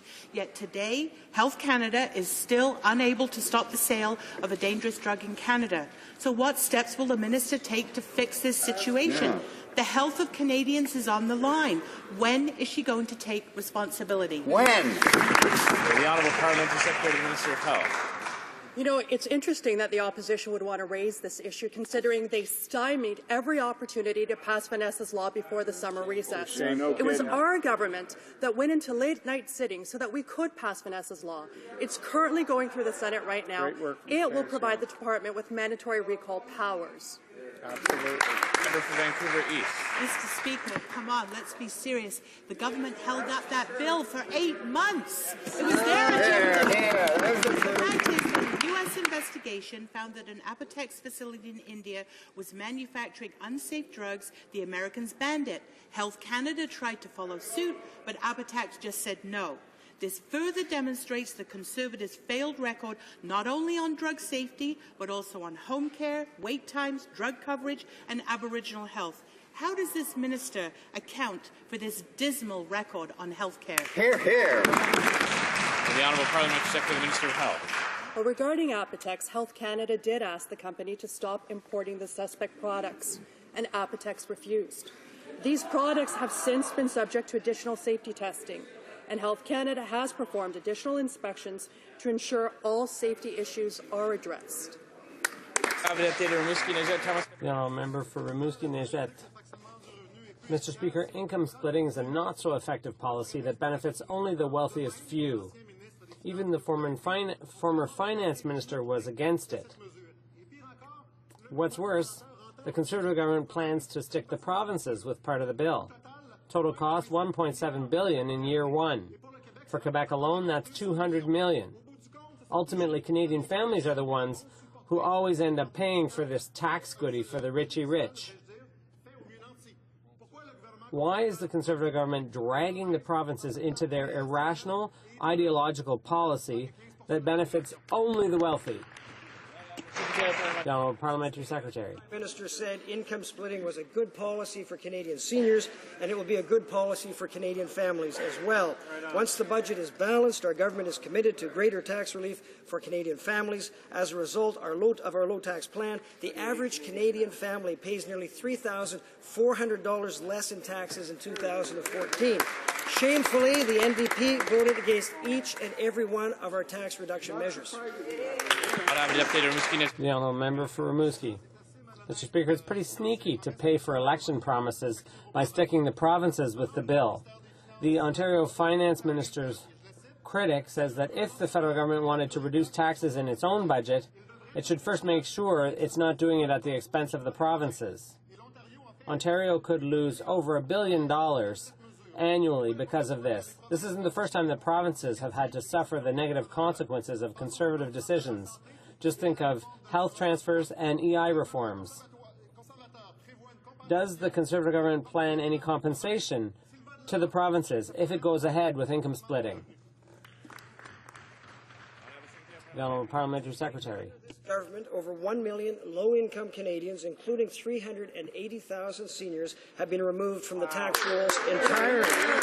We've reduced the overall tax burden to its lowest level in 50 years. Unlike the high tax and spend NDP, our Conservative government believes in lowering taxes and leaving more money in the pockets of Canadians where it belongs. The honourable member for Victoria. The Conservative income splitting plan will give nothing to 86% of Canadians while handing out tax breaks to the richest in our country. It's such a bad idea that even former Finance Minister Flaherty panned it. And, to make matters worse, the Conservatives plan to drag the provinces along for the ride and put a $1.7 billion hole in provincial budgets. Does the minister truly intend to spend billions of taxpayers' dollars and provincial revenues on this harebrained scheme? Mr. Speaker, as the Prime Minister said, and I repeat, income splitting was a good policy for Canadian seniors and will be a good policy for Canadian families as well. Once the budget is balanced, our government is committed to greater tax relief for Canadian families. As a result of our low tax plan, the average Canadian family already saves over $3,400 a year in taxes in 2014. Shamefully, the NDP has voted against each and every one of our tax reduction measures. The honourable member for Rivière-des-Mille. 125 heads of state are gathering next week in New York for a UN summit on climate change, but the Prime Minister will be conspicuously absent. As for Barack Obama and David Cameron, they will be there. They get it. Climate change is a real threat to our economy, health, and environment. Why is the Conservative government turning its back on the international community and Canadians' interests?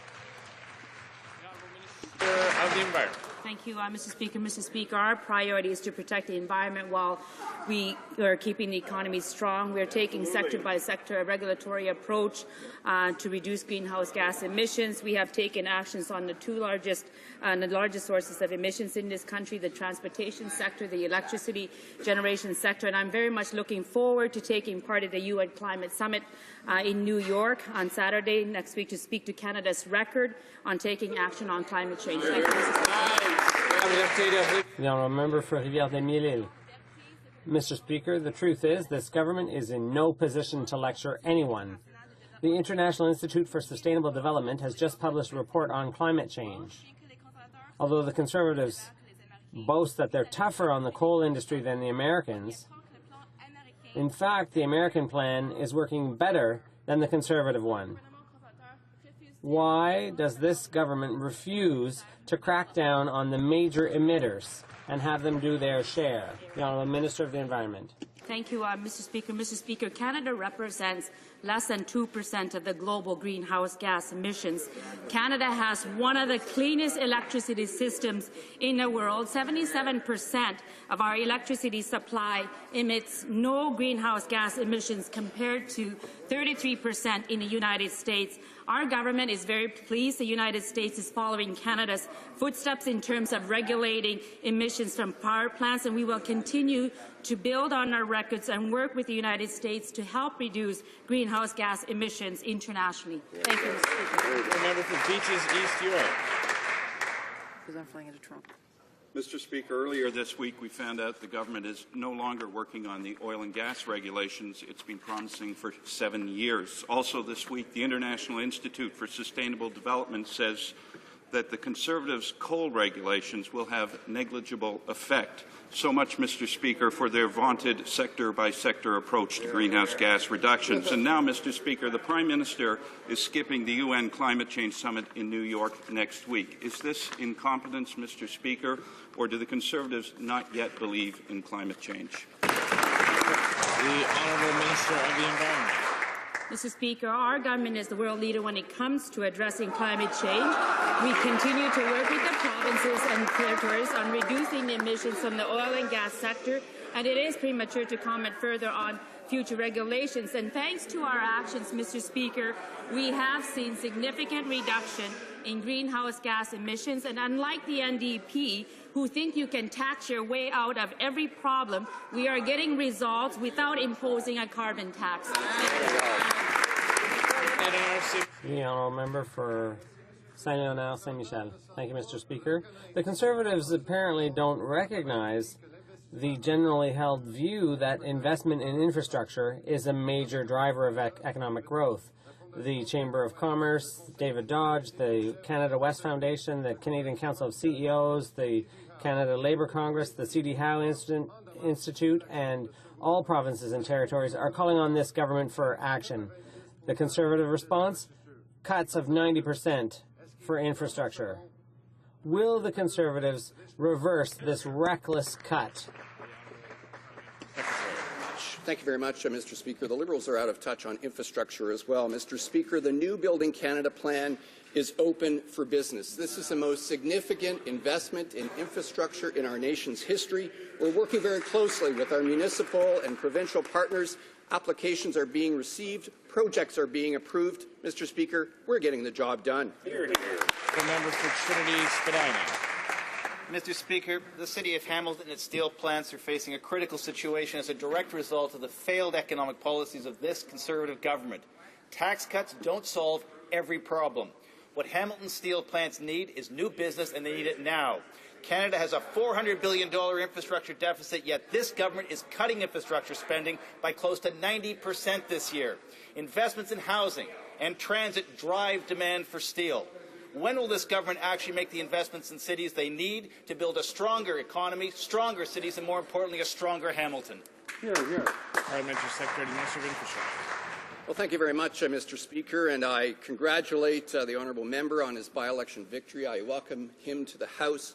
I regret to inform him, however, that the preamble of his question is incorrect. Mr. Speaker, we are making record investments in infrastructure. The new Building Canada plan is a $53 billion plan over the next decade. Stable, predictable funding. It includes the gas tax fund, which our government has doubled, has made permanent, and is universally praised by municipalities. We look forward to working with our partners renewing infrastructure. Mr. Speaker, the government is said to be investigating Alliance Energy Limited in Saskatchewan for possible violations of the Temporary Foreign Workers Program. During a slowdown, the company apparently laid off 58 Canadian employees while retaining all of its TFWs on the job. The company says the layoffs were based on merit. Specifically, is this permissible under the rules? Did those rules change this spring? Is a federal investigation actually underway? Is the provincial government involved? And when will the results be made public? The Honourable Parliamentary Secretary. Well, thank you, Mr. Speaker. The temporary foreign worker changes that we put in place were to ensure that Canadians always had the first crack at every available job. It is absolutely illegal, against the rules, for any Canadian to be laid off and replaced by a temporary foreign worker, and if that is the case, this company will be held fully responsible. Thank you, Mr. Speaker. The Honourable Member for Welland. Mr. Speaker, Canada's Navy will soon decommission 4 aging ships, including Canada's 2 remaining supply ships. But thanks to Conservatives' mismanagement, replacement of resupply ships is at least a decade behind. We're facing gaps of years in our Navy's resupply capacity before replacements can actually be seaworthy. Conservatives, are long on rhetoric, Mr. Speaker, but really the legacy for the Navy is going to be what? Fewer ships that actually can sail the world's oceans? The Honourable Minister of National Defence. Mr. Speaker, the Royal Canadian Navy is currently undertaking the most comprehensive fleet modernization and renewal in its peacetime history. This includes the modernization of our 12 Halifax-class frigates, 7 of which have already been completed with their refits. Mr. Speaker, as always, we will ensure that the Canadian Armed Forces have the equipment they need to get the job done. Not having an update. The Honourable Member for Hochelaga. With the announced decommissioning of 4 ships today, the Navy will end up with a single 50-year-old resupply ship. The Minister knows full well that if the government hadn't cancelled the resupply ship contract in 2008, our resupply capabilities wouldn't be in this situation. Again, because of Conservative mismanagement, the last of these ships will be removed from service 2 years before the new ships are available. Is the Minister's solution to simply rely on foreign countries to resupply our troops? The Honourable Minister. Element of the fleet is undergoing upgrades to make sure that the Royal Canadian Navy has the capability it's going to need for the 21st century, Mr. Speaker. And as I've already indicated, the 12 Halifax-class patrol frigates, which are the backbone of the Royal Canadian Navy, have been undergoing refit, Mr. Speaker. And I want to remind the Honourable Member again that every time we want to spend money on defence, they always oppose it, Mr. Speaker. There's an inconsistency here for sure. The Honourable Member for Parkdale High Park. Monsieur le Président, les conservateurs. Mr. Speaker, the Conservative government discreetly removed 2 Russian banks from the list of companies facing sanctions. In addition, the Conservatives are refusing to sanction the close allies to Putin who have financial interests in Canada. This selective application of sanctions is counterproductive. Why are the Conservatives showing such hypocrisy on the issue of Ukraine? The Honourable Parliamentary Secretary, the Minister of Foreign Affairs. Mr. Speaker, following receipt of the new information and further investigation and analysis, these entities are being removed from the list. They are deemed to be sufficiently divorced from events and Russian aggression against Ukraine. Mr. Speaker, because of the concentrated efforts by Canada and our allies, Russian economy is now in recession, and key individuals and entities are feeling the effects of these global sanctions, Mr. Speaker. Thank you. Parkdale High Park. Well, Mr. Speaker, sanctions are sanctions. The Minister confirms he's removed these 3 Russian banks from the list, but he hasn't given us a coherent reason why. Hear, hear. On top of quietly removing 2 Russian banks with no explanation, 3 Russian tycoons who have close ties to President Putin are still mysteriously off the Canadian sanctions list, even though they're on the American sanctions list. Supporting Ukraine is serious. It's about more than just photo ops and a lot of hot air. It's about working with our allies to make sure we send Russia a clear message. Hear, hear. Why is the Minister muddying the waters? The Honourable Parliamentary Secretary, the Minister of Foreign Affairs. Mr. Speaker, Canada has one of the strongest sanction regimes in the world. which has been coordinated with our allies to target key individuals and entities and isolate Russia politically and economically, Mr. Speaker. And as the President of Ukraine said, we are Ukraine's best friend, Mr. Speaker, in helping them fight the Russian aggression. We'll continue doing so, Mr. Speaker, and we'll maintain we are the leading country in the world that is put sanctions against Russia, and we'll continue to act accordingly with our allies. Thank you, Mr. Speaker. The honourable member for Sault Ste. Marie. Mr. Speaker, our government's low tax plan is saving the average Canadian family nearly $3,400. But the Liberals voted against our tax cuts and against middle-class families. Now the leader of the Liberal Party has threatened to reverse income splitting. Seniors in Sault Ste. Marie will be outraged if they're forced to pay back their pension income splitting savings. Can the Minister for Democratic Reform please tell the House how the government will stand against the Liberal leader to protect seniors' hard-earned dollars? Minister of State. Great question from that side of the House, Mr. Speaker. Before our government took office, an elderly couple with a single pension paid much higher taxes than a dual-income couple that earned exactly the same amount. That's why we introduced pension income splitting, which saved thousands of dollars and brought tax fairness for our seniors. Now the Liberal leader announced that he plans to raise taxes on these middle-class seniors by cancelling pension income splitting. Our seniors have worked hard all their lives. They deserve to keep their pensions for themselves, to invest in their communities and create jobs. This Prime Minister will let them do that. The honourable member for Algoma, Manitoulin, Kapuskasing. Mr. Speaker, families of missing Indigenous women have taken it upon themselves to organize a dredge of the Red River, looking for the remains of their loved ones. They are tired of waiting for answers and aren't getting any support that they really need. Mr. Speaker, why are the Conservatives continuing to ignore the overwhelming consensus calling for a national inquiry for missing and murdered Indigenous women? We need to end this crisis. We need an inquiry.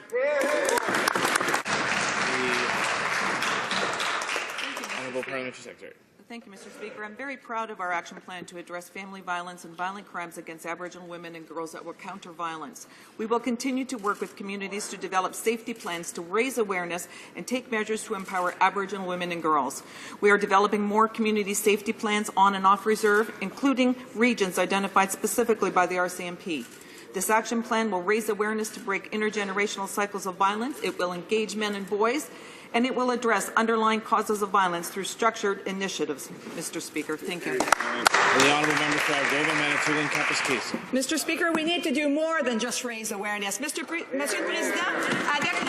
Mr. Speaker, with their action plan for missing Aboriginal women, all the Conservatives are offering us is the status quo. At present, there are families dredging the river themselves to find answers to their questions, and that is unacceptable. We cannot allow one more woman or girl to disappear without taking action. Will the minister put in place today a national public inquiry into the 1,200 missing or murdered Aboriginal women over the past 30 years? Ending violence against Aboriginal women is a priority of this government.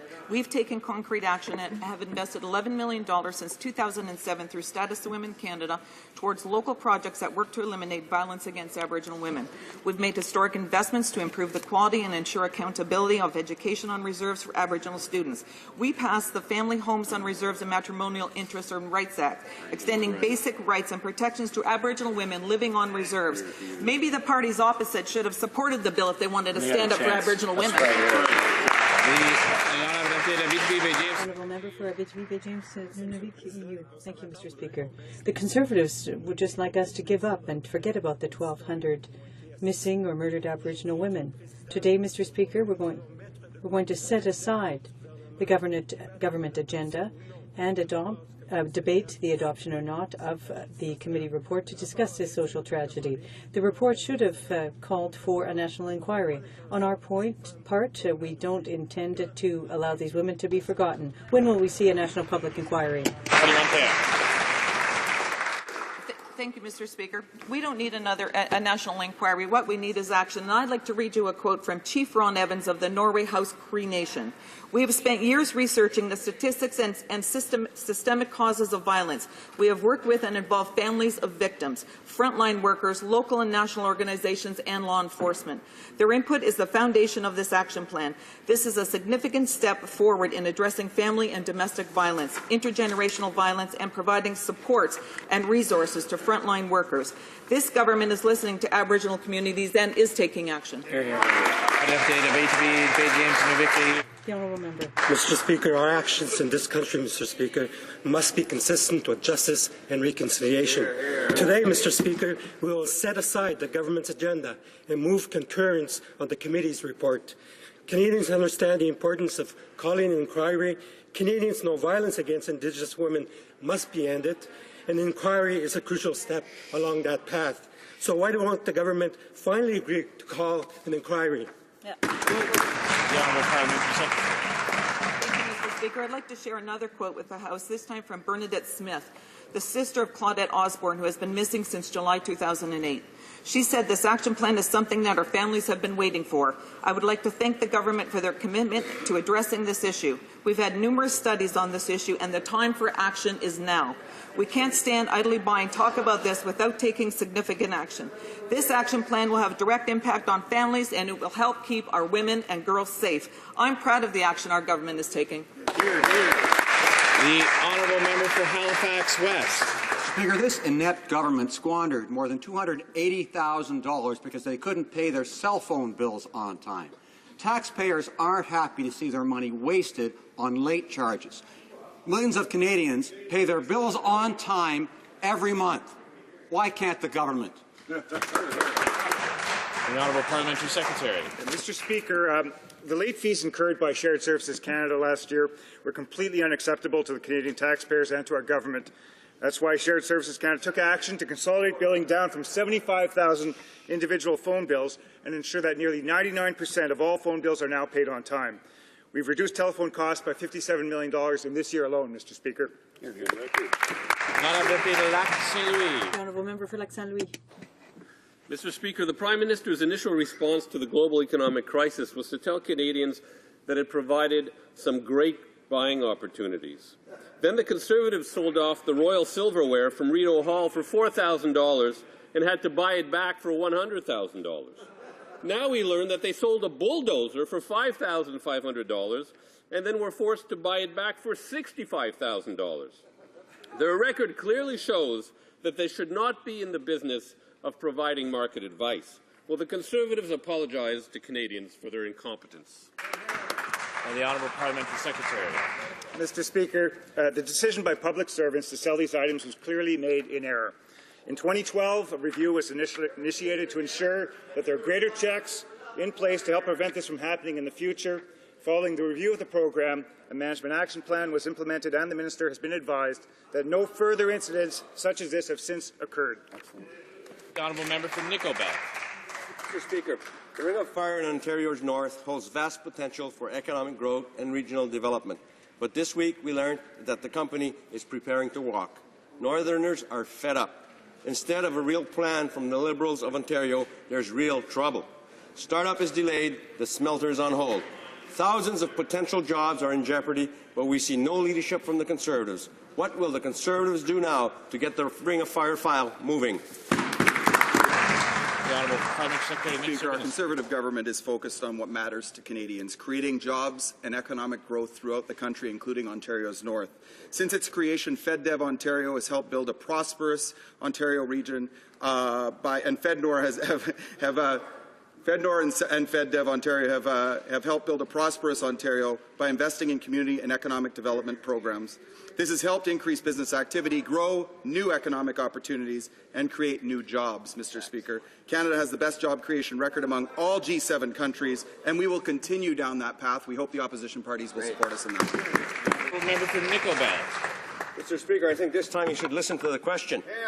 Northern Ontarians are tired of empty talk that isn't backed up by any action. Unlocking the vast potential of the Ring of Fire will require a nation-to-nation approach and real engagement from the federal government. Northern communities should not be forced to pay for the price of government's inaction. We're talking about good value-added jobs and economic development that would transform our region. How can the Conservatives explain their inaction to Northern Ontarians? The Honourable Parliamentary Secretary. Mr. Speaker, we welcome Ontario's interest in the Ring of Fire. Until recently, it had not been identified as a clear priority by the Ontario government. We've been clear. If the province identifies the Ring of Fire as a priority, Economic Action Plan 2013 allocates a significant infrastructure funding for this kind of legacy resource development. We've made significant investments in the Ring of Fire, and we will continue to demonstrate our commitment to responsible resource development that creates jobs and economic growth for Northern Ontario. Honourable Member for Souris Moose Mountain. Thank you, Mr. Speaker. Recently, authorities in Australia arrested more than a dozen Islamic terrorists who'd hatched a plot to conduct random beheadings. It's clear, Mr. Speaker, that the Islamic State represents a threat to Canada. It is indeed a dark and dangerous world we live in, and yet the Liberal leader says seizing passports from terrorists is an affront to Canadian values. Can the Minister of Justice tell the House what our government is doing to keep Canadians safe? The Honourable Minister of Justice. Mr. Speaker, the member from Souris Moose Mountain makes a very good point, and it's clear that the Liberal leader believes that terrorists with dual citizenship should keep their passports, their Canadian passports, while this government works to protect Canadians both at home and abroad, and believes that we should be tough on terrorists. It seems the Liberal leader is worried about a two-tiered system. We will revoke the citizenship of dual nationals who are convicted of these very grave acts of terrorism against our country, and if the Liberal leader doesn't understand the difference between law-abiding Canadians and terrorists, as the old saying goes, he's clearly not up to the job. The Honourable Member for Charlottetown. Mr. Speaker, the Conservatives have excluded Parliament from the examination process for Supreme Court judges. The Minister took these steps because of lack of confidentiality in the previous process. However, he neglected to mention that it was his government that leaked the information to the media in the first place. Despite the risk of incriminating himself, will the Minister impose sanctions for future leaks from the Conservatives? The Honourable Minister. Mr. Speaker, as he always does, the member is mistaken. More open, more inclusive, more transparent than any when it comes to the process and the inclusion of all of the individuals within the justice system for the selection of judges. We consulted with, of course, justice ministers at the provincial level, Supreme Court judges, Mr. Speaker, bar societies. We've even consulted lawyers like the member himself when it comes to these important decisions, Mr. Speaker. So the member can be sure Canadians certainly have assurances that this government will proceed, as we always have, with making good appointments based on legal merit, which is, Mr. Speaker, of course, the executive decision of government. Mr. Burnaby Douglas. Last month, RCMP officers from the National Security Division showed up at the door of 71-year-old Leslie Askin to question her. Why? The concerned citizen had taken photos of some aging fuel tanks near a Kinder Morgan facility in Burnaby. Now, we know the Conservatives are going after charities that disagree with them, but now grandmothers? The people who oppose Kinder Morgan are not foreign radicals. They are law-abiding citizens. So what does the government have to say to this grandmother? Will they apologize to her and make sure she has no permanent record on her file of these activities? Thank you. The Honourable Parliamentary Secretary to the Minister of Public Safety. Thank you, Mr. Speaker, and I'd like to thank the member for that question. The RCMP, like any policing agency in our country, investigates tips and complaints that are filed. Obviously, that's their mandate. They investigate things that they receive. I also understand, Mr. Speaker, that this matter has been resolved. Thank you. The Honourable Member for Prince George, Peace River. Earlier this week, President Poroshenko restated the importance of strengthening global energy security.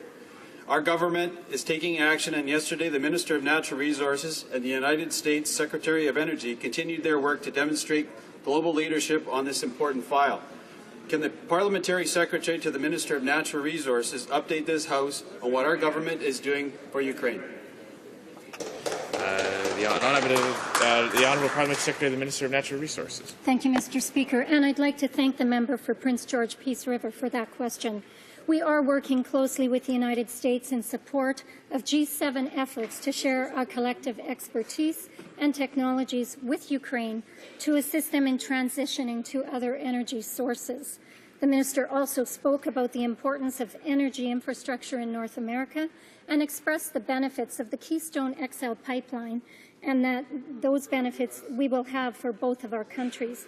Mr. Speaker, unlike the NDP, who go to Washington to attack Canadian jobs, our government will work with the United States on these important issues. The Honourable Member for Jonquière-Halma. Mr. Speaker, almost a year after announcing a free trade agreement with the European Union, the federal government's promise to compensate Quebec cheese producers is just a lot of hot air, and producers in my region are right to be afraid about the losses they will be subjected to. When will the government finally decide to honour its commitment and deliver a compensation plan for the cheese producers of Quebec? The Honourable Parliamentary Secretary. Thank you, Mr. Speaker. Our government has always defended the supply management program, and with the agreement, we will continue to do so. The three pillars of our national supply management system remain intact.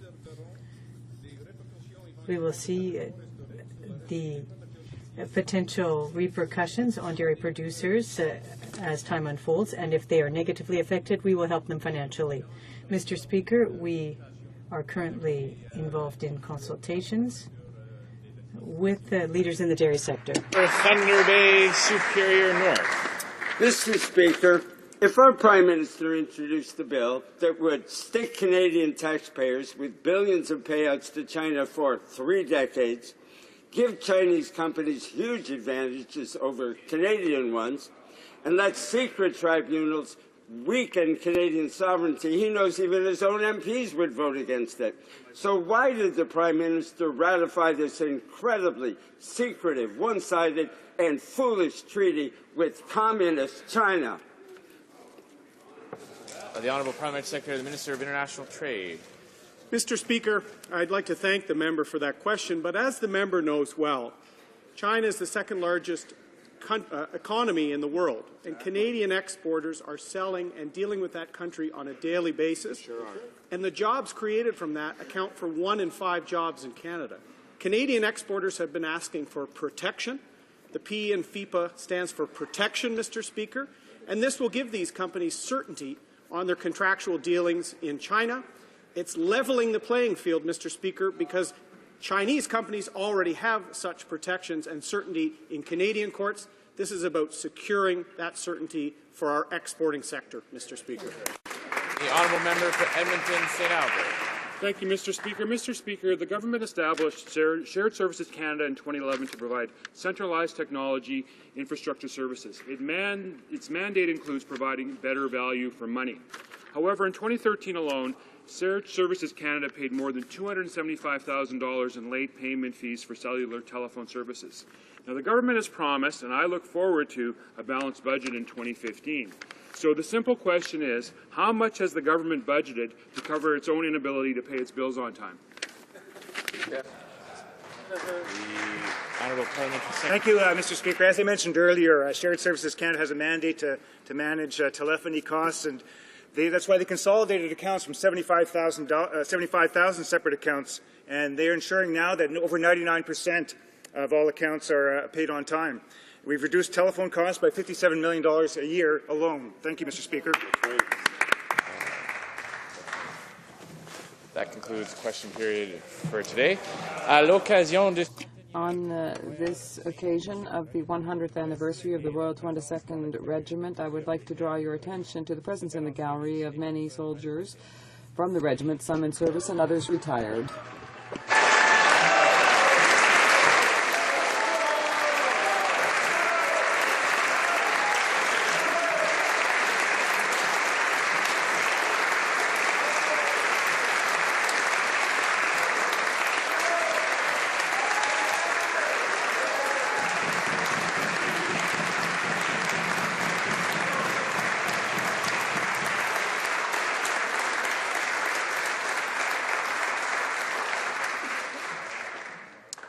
Tabling of documents, dépôt de documents.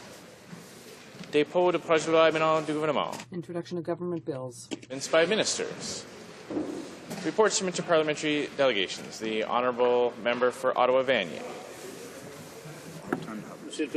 Thank you, Mr. Speaker.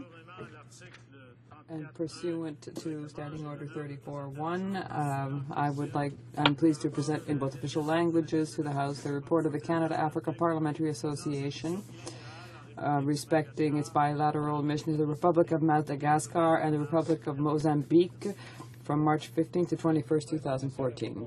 Presenting reports from committees. Introduction of private members' bills.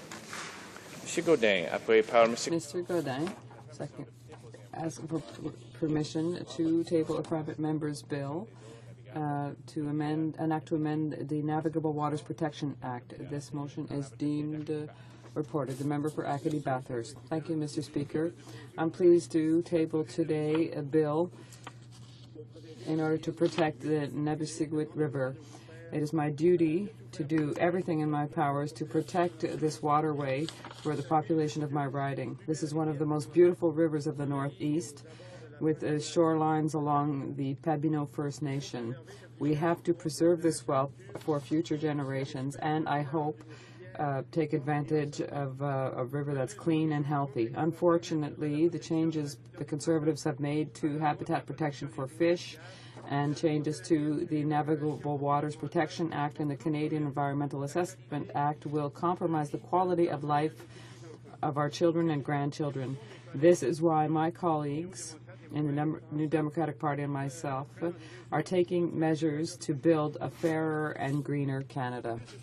Moreover, Mr. Speaker, I would like to move, seconded by the member for Burnaby Westminster, that the House now move to first reading of Senate public bills.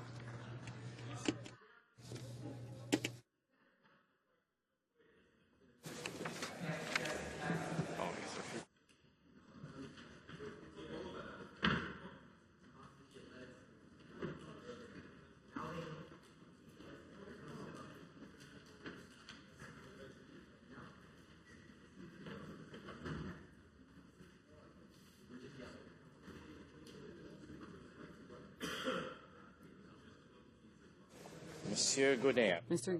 Gaudin, seconded by Mr. Julien, that the House now move to first reading of Senate public bills.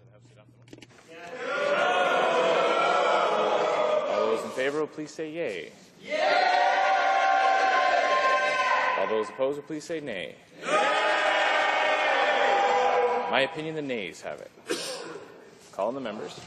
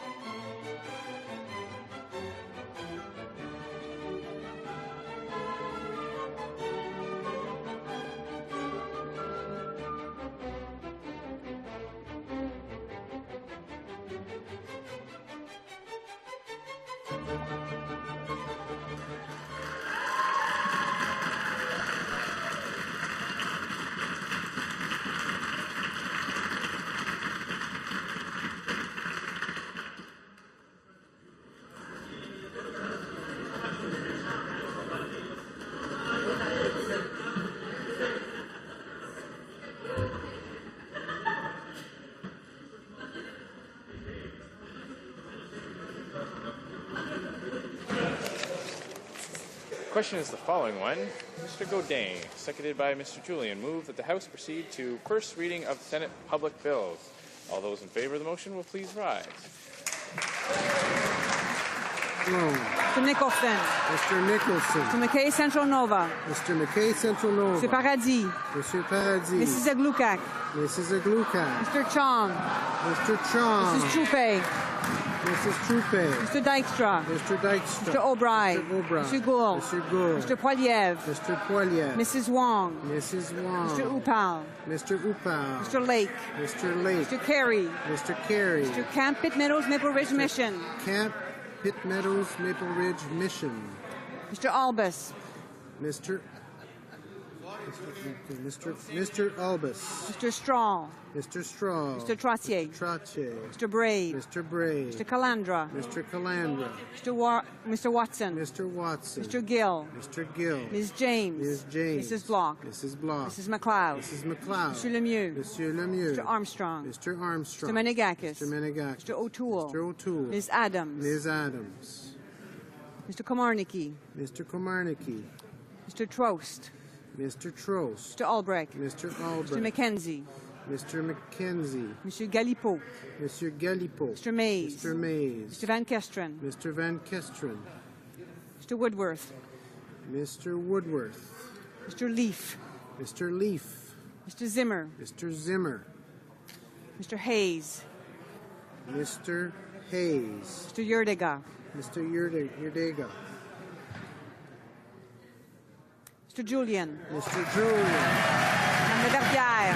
Madame Laverdière. Ms. Sims, Newton North Delta. Ms. Sims, Newton North Delta. Mr. Alan Wellen. Mr. Alan Wellen. Mr. Dewar. Mr. Dewar. Mr. Harris St. John's East. Mr. Harris St. John's East. Madame Boivin. Madame Boivin. Ms. Leslie. Ms. Leslie. Ms. Davies, Vancouver East. Ms. Davies, Vancouver East. Mr. Christopherson. Mr. Christopherson. Ms. Nash. Ms. Nash. Mr. Davies, Vancouver Kingsway. Mr. Davies, Vancouver Kingsway. Mr. Godin. Mr. Godin. Mr. Scott. Mr. Scott. Mr. Bevington. Mr. Bevington. Madame Moore, Abitibi-Témiscamingue. Madame Moore, Abitibi-Témiscamingue. Madame D. Madame D. Madame Leblanc, La Salle et Mort. Madame Leblanc, La Salle et Mort. Mr. Kellaway. Mr. Kellaway. Madame Brosseau. Madame Brosseau. Monsieur Toon. Monsieur Toon. Madame Turmel. Madame Turmel. Miss Charlton. Miss Charlton. Mr. Chisholm. Mr. Chisholm. Monsieur Boulris. Mr. Boulris. Mr. Marston. Mr. Marston. Madame Hughes. Madame Hughes. Monsieur Caron. Monsieur Caron. Mr. Rankin. Mr. Rankin. Mr. Harris Scarborough Southwest. Mr. Harris Scarborough Southwest. Madame Papillon. Madame Papillon. Madame Ayala. Madame Ayala. Madame Lou. Madame Lou. Mr. Stewart. Mr. Stewart. Madame Blanchette-Lamotte. Madame Blanchette-Lamotte. Monsieur Aubin. Monsieur Aubin. Monsieur Dubé. Monsieur Dubé. Madame Graguet. Madame Graguet. Madame Boutin-Suisse. Madame Boutin-Suisse. Monsieur Saganache. Monsieur Saganache. Monsieur Nantel. Monsieur Nantel. Madame Piclet. Madame Piclet. Monsieur Gravel. Monsieur Gravel. Monsieur Maille. Monsieur Maille. Madame Michaud. Madame Michaud. Monsieur Giguère. Monsieur Giguère. Monsieur Rousseau. Monsieur Rousseau. Monsieur Genet-Jourdain. Monsieur Genet-Jourdain. Monsieur Lapointe. Monsieur Lapointe. Monsieur Côté. Monsieur Côté. Monsieur Choquette. Monsieur Choquette. Mr. Sandou. Mr. Sandou. Madame Sella. Madame Sella. Monsieur Dion Labelle. Monsieur Dion Labelle. Madame Freeman. Madame Freeman. Monsieur Sitzabaïson. Monsieur Sitzabaïson. Madame Doré Lefebvre. Madame Doré Lefebvre. Madame Quash. Madame Quash. Madame Bord. Madame Bord. Monsieur Nichols. Monsieur Nichols. Monsieur Bramy. Monsieur Bramy. Monsieur Blanchette. Monsieur Blanchette. Mr. Sullivan. Mr. Sullivan. Madame Reynaud. Madame Reynaud. Madame Morin, Saint-Hyacinthe-Bagotte. Madame Morin, Saint-Hyacinthe-Bagotte. Monsieur Jacob. Monsieur Jacob. Monsieur Nunez-Mélo. Monsieur Nunez-Mélo. Monsieur Tremblay. Monsieur Tremblay. Monsieur Pilon. Monsieur Pilon. Monsieur Genet. Monsieur Genet. Mr. Stoffer. Mr. Stoffer. Monsieur Chicoine. Monsieur Chicoine. Mr. Cleary. Mr. Cleary. Monsieur Morin-Chicoutimi-Le-Fjord. Monsieur Morin-Chicoutimi-Le-Fjord. Madame la Tendresse. Madame la Tendresse. Madame Morin, Notre-Dame de Grâce-la-Chine. Madame Morin, Notre-Dame de Grâce-la-Chine. Mr. Benskin. Mr. Benskin. Monsieur Morin, Laurentier de la Belle. Monsieur Morin, Laurentier de la Belle. Mr. Atamanenko. Mr. Atamanenko. Mr. Regan.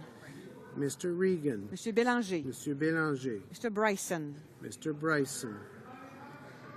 Mr. Pachetti. Mr. Pachetti. Mr. Scarpalegia. Mr. Scarpalegia. Mr. Casey. Mr. Casey. Monsieur Dubourg. Monsieur Dubourg. Mr. Vaughn. Mr. Vaughn. Monsieur Patry. Monsieur Patry. All those opposed to the motion will please rise. Mr. Rathgaber. Mr. Rathgaber. Mr. Heyer. Mr. Heyer.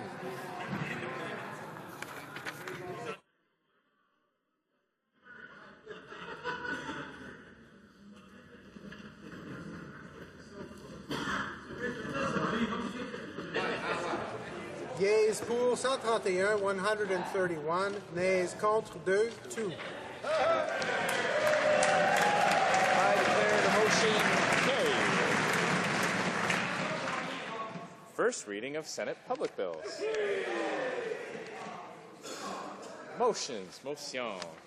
Mr. Saganash, seconded by Ms. Hughes, moves that the first report of the Special Committee on Violence Against Indigenous Women presented on Friday, March 7, 2014, be concurred in.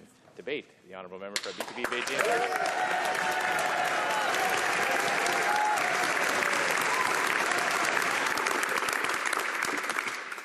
Merci, Monsieur le Président. Thank you, Mr. Speaker. And I'd like to start by saying that I'm going to be sharing my time with the member for Vancouver East. In the first 100 days of an NDP government, Mr. Speaker, we will launch a national inquiry into the missing, murdered Aboriginal women.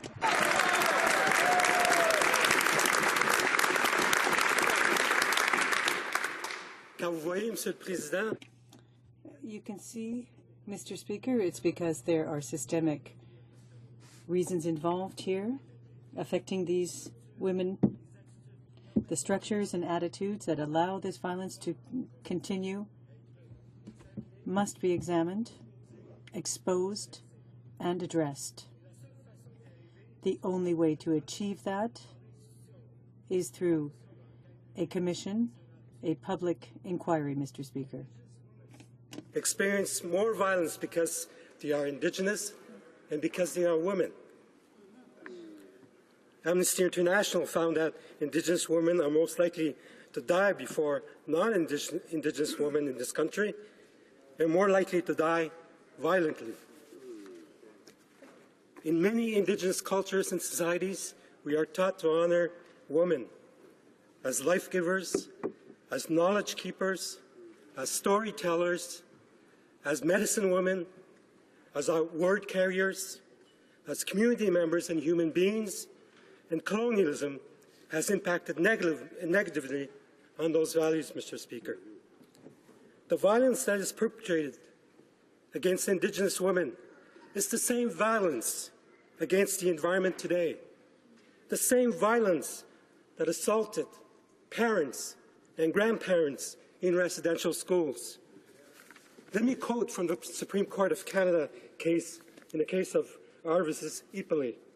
The court said, "Courts must take judicial notice of such matters as history of colonialism, displacement, and residential schools, and how that history continues to translate into lower education attainment, lower incomes, higher unemployment, higher rates of substance abuse, and suicide." End of quote. And yet, this Prime Minister, Mr. Speaker, this Prime Minister has incredulously said not too long ago, we have no history of colonialism in this country. Let me tell you a little story, Mr. Speaker, about a little boy named Johnish, who was sent to residential school in 1954. He was 5 years old, never came back, apparently died the first year he arrived in residential school.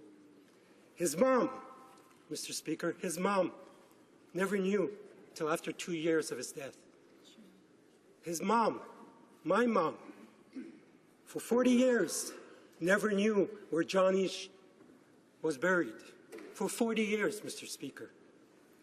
And it is only by coincidence one day that one of my sisters happened to be in the area, and someone told her, "I know where your little brother is buried." So after 40 years, my sister filmed the site where he was buried, brought the film back to my mom to show her. Can you imagine?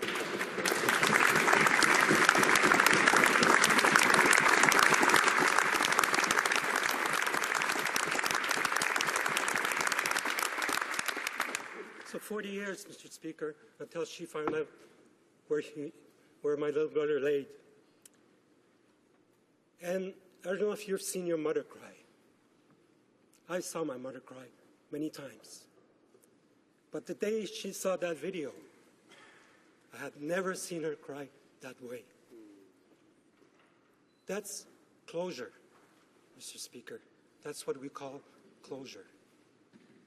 That's how closest she could get to a final closure for her son. And this is what Indigenous families need in this country. That is what they want. That is why they are calling for this national inquiry. Where is the Canada we used to know, Mr. Speaker? Where is it? The one that has a history of upholding high standards of human rights and social democratic values in this country. Where is it? Even when faced with fundamental legislative changes and challenges to the social structure, we used to have that Canada.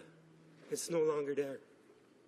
And therefore, Mr. Speaker, I submit very respectfully that an inquiry would follow in that legacy that this country has. And this is why the NDP is calling for that inquiry, and this is why the NDP and other families, together with other families and Canadians in this country, want that inquiry.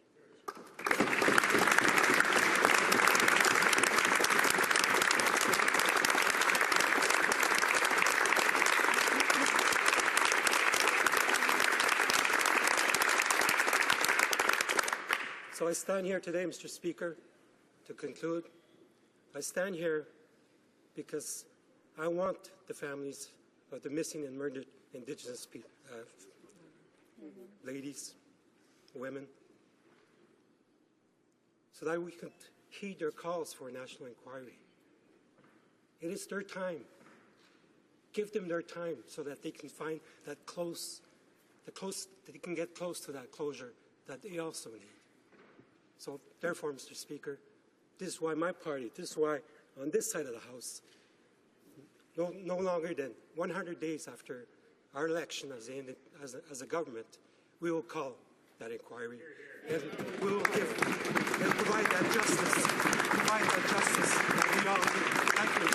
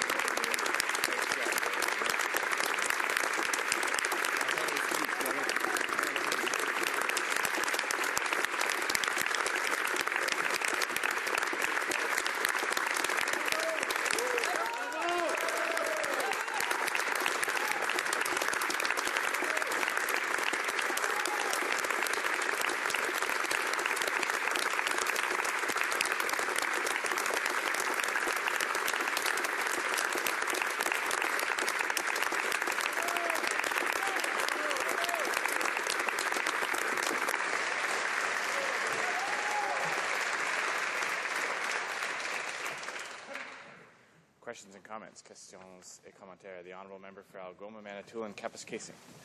Very much, Mr. Speaker, and I really think that it's time that we have such a discussion here, and today I think is the perfect day to have it. On the same day, I just want to say that with respect to what has been happening here, I can tell you that I actually attended a vigil in August for Sonia Sywink. She actually disappeared 20 years ago, or was murdered 20 years ago, and Whitefish River First Nation was the host for the vigil. And I can tell you that others came to share their story. It wasn't just about Sonia. It's about all of these women who have either been murdered or have disappeared. So one of the women that was there says, "I couldn't believe something like this would happen. I was determined to see my sister's body," and that was so important for her to have that type of closure in her life. But there are so many other women out there, Indigenous women, who have not been able to see their loved one's body because they're missing. And I think that it's a tragedy that we see people now dredging rivers on their own to try to find their loved one's remains or something that belonged to them. So maybe my colleague could speak to the importance of having closure, which means that there needs to be a national inquiry when we consider the vast amount of people missing and murdered. Monsieur le Président, je pense que je l'ai mentionné. Well, Mr. Speaker, I think that I mentioned something during my remarks. I said the importance of taking this action and going ahead with the national inquiry, Mr. Speaker. One of the reasons why we need to move in that direction is because many of the families, if not all of them, never had closure, could never say goodbye to their children. So in that sense, a national public inquiry will enable those people, I'm sure, at least to obtain some closure because of what they faced and lost in their lives. So in that regard, Mr. Speaker, the story of my mother is a perfect illustration, perfect example of the way that we can put an end to these tragic and horrible stories. We've seen this ongoing for 140 years. Children were sent to residential schools. We need to get to the bottom of these issues, and only a public inquiry can do that. The Minister of Status of Women. Thank you, Mr. Speaker, and certainly our thoughts and prayers go out to the families. No one can even imagine what they would be going through for the last 20 to 30 years. But I would like to ask the member opposite, what in our action plan, I'm very proud of our action plan, and I'd like to ask him, does he not think that raising awareness to break intergenerational cycles of violence is important? Does he not think engaging men and boys is important? Does he not think that addressing underlying causes of violence through structured training initiatives are important? We're doing many things in this action plan, and it will help women and girls, Aboriginal women and girls on reserves, and I'm very proud of it. Thank you, Mr. Speaker. The Honourable Member. Well, Mr. Speaker, perhaps the member opposite didn't listen to me very carefully or didn't understand what I said here. Beyond those aspects, I think that the issue that we're currently facing is the National Commission of Inquiry to look at and determine the causes, to understand why this is happening still today, because despite all of the reports that they quote on the other side, the plans that they can put forth, and I'm sure that it wasn't prepared in partnership with the beneficiaries of it, but despite all of that, we need to get to the bottom of these issues, and that has not been done. No plan will work, Mr. Speaker, without understanding the root causes, why this is happening still today.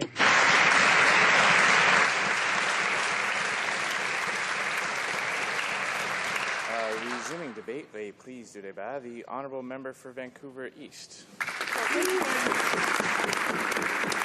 Speaker, thank you very much, and I'd like to begin my remarks by thanking my honourable colleague for his very powerful speech. To me, and I think to all of us, it's a reminder of why we're here. We bring our personal experience. We bring the issues that we care about. It's not just about a debating club. It's not just about procedure. It's about these incredibly important issues in our society that have been buried, that have been washed over. And that's why we're here today, united as the official opposition, to make sure that this debate in this House is heard, and that the commitment that we have made when we're government, that within 100 days to hold a public inquiry will happen.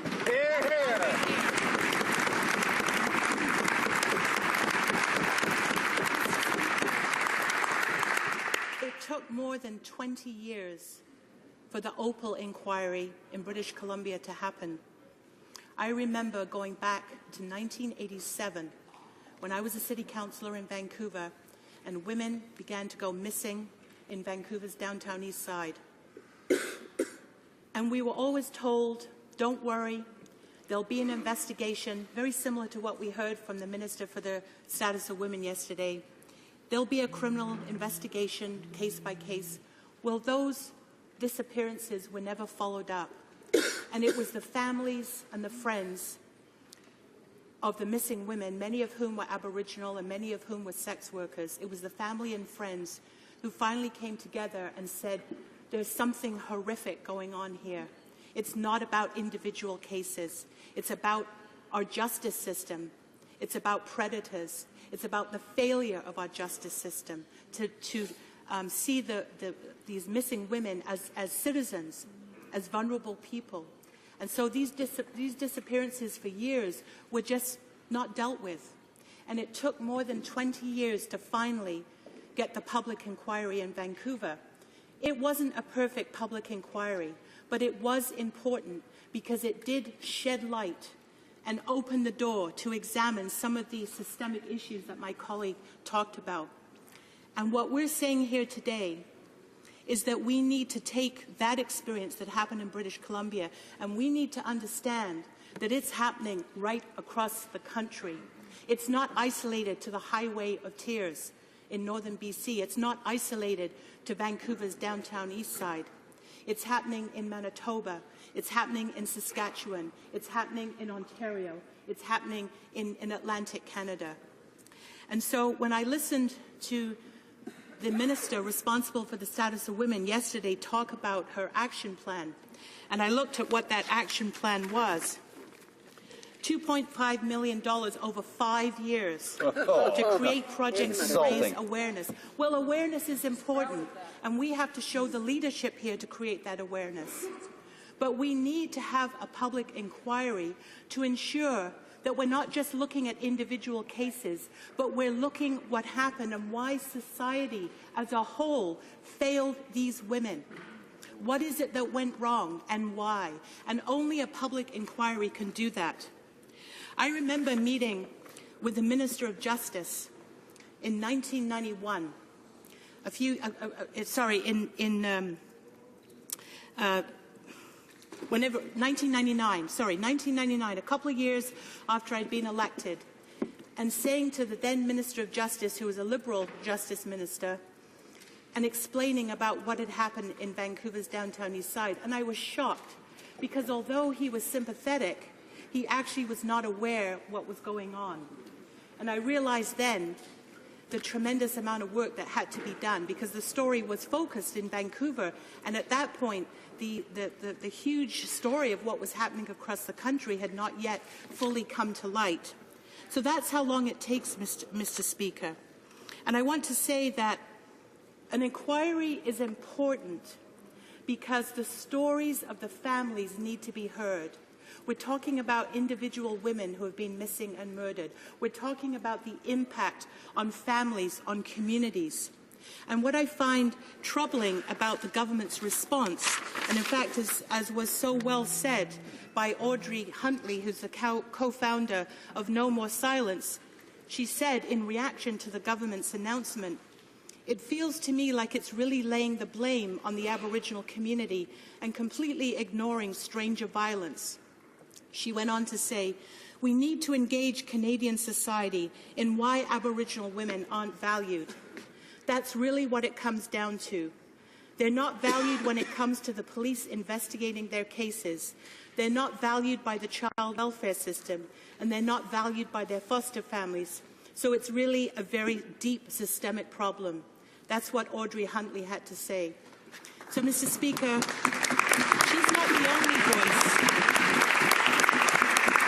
She's not the only voice to understand the depth and the horror of what's taking place, and that only a public inquiry can examine some of the systemic issues, whether it's the way policing investigations are done, whether it's contributing factors of violence and poverty and racism, and the legacy of colonialism and residential schools, as has been so well articulated by my colleague today. And I have to say that we were glad that a motion was passed a couple of years ago in the House to set up a special committee, but even that committee became a disappointment because, yet again, the government refused to act on the need for a national inquiry. And I want to thank my colleagues, the member for Nanaimo Cowichan, who was on that committee, the member for Churchill, who has had this file and has done so much work on calling for a national inquiry. These are contributions that we make as individual members to keep this issue alive. So we're here today to say that we will not let this issue be swept under the carpet. We will make sure that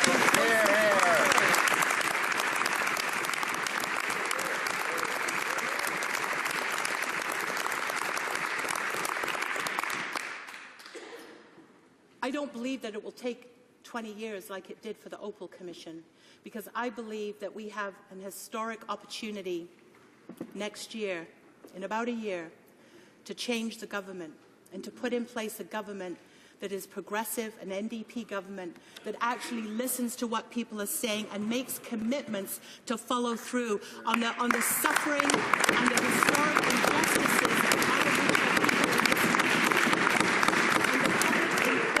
is a very key component of that. It's not the only component. There are many things that need to be done, whether it's addressing poverty, ensuring clean water, education, housing. These are all issues that our leader, the member from Outremont, has raised in this House and has articulated. He has met with the Aboriginal leadership and communities. So this is a very deep commitment that we bring, not only to this debate, but to the work that we do from now and through into the election. So, Mr. Speaker, I'm glad we're having this debate today. It's a Friday afternoon, and I know members would probably like to be home today. We'd all like to be home. But this is our place. We are here for a reason.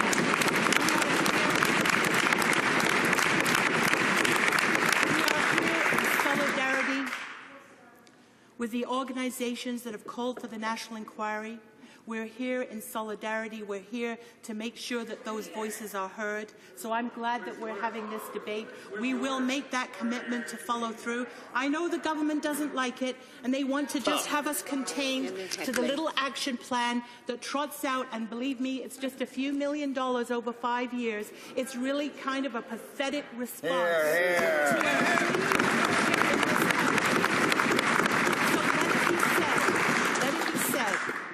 That they should go back, they should listen to what those families are saying, and they should understand that a public inquiry, which we have the power to bring about in a timely way, it doesn't mean that it's the be-all and the end-all. It's really just the beginning, but it is a powerful instrument to shed light on this issue and to bring justice for the missing and murdered women. Thank you.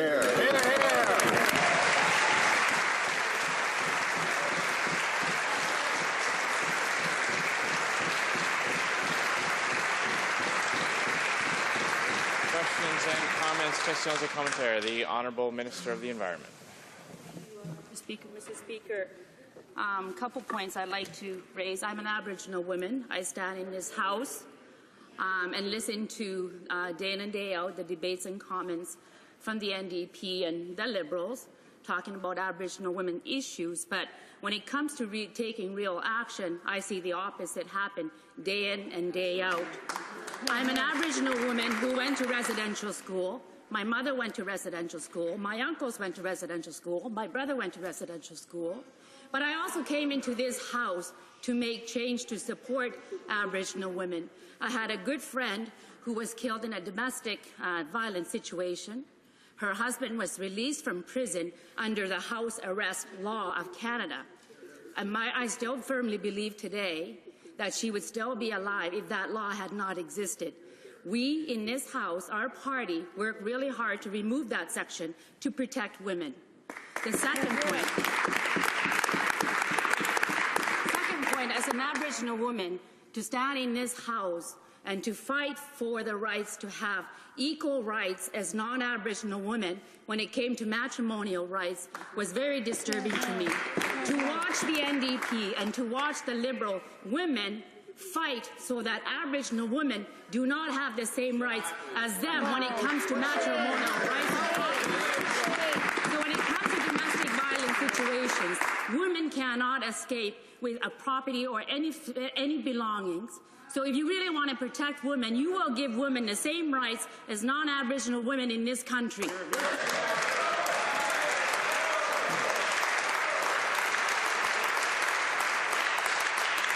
The Honourable Member for Vancouver East. Well, Mr. Speaker, first of all, I'd like to thank the Minister for being here and being in this debate and for sharing with us a little bit of her own experience, which I think is very important. And so we honour that and we appreciate that. I listened to what she had to say, and when she says that she's committed to change, that's good. But I think we have to ask the question, and she needs to ask the question of her government.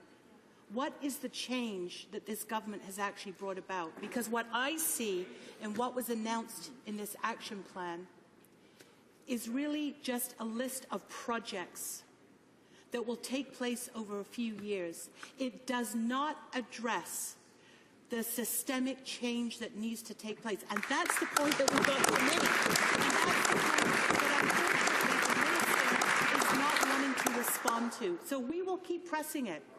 We will keep pressing it until that inquiry happens so that we can really get under the root causes of the systemic violence that's taking place and the missing women, the murdered women. We won't let up till that's done. And comments, special commentary, the Honourable Member for Trinity Spadina. I think that if there was ever an issue that should not be partisan and that should not divide members of this House, this is perhaps one of those issues that defines a circumstance in this country that really challenges us. And so I guess the issue that is in front of us requires more than just simply trotting out a list of things that have been done that clearly have left us short of a solution. Clearly a list of programs that have not delivered us safety or even the security of our friends and family members, but rather a list of programs that clearly need to be changed if we're going to solve this challenge. And so I guess the question is, what needs to be on that list that isn't on that list? And we haven't got an answer to that. And I'd like to know what other steps should be there.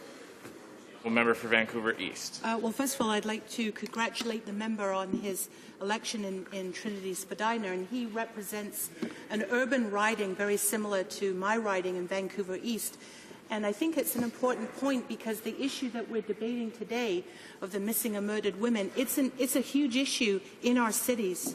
It's an issue in the urban environment as well as in remote communities. This covers all of the territory of Canada.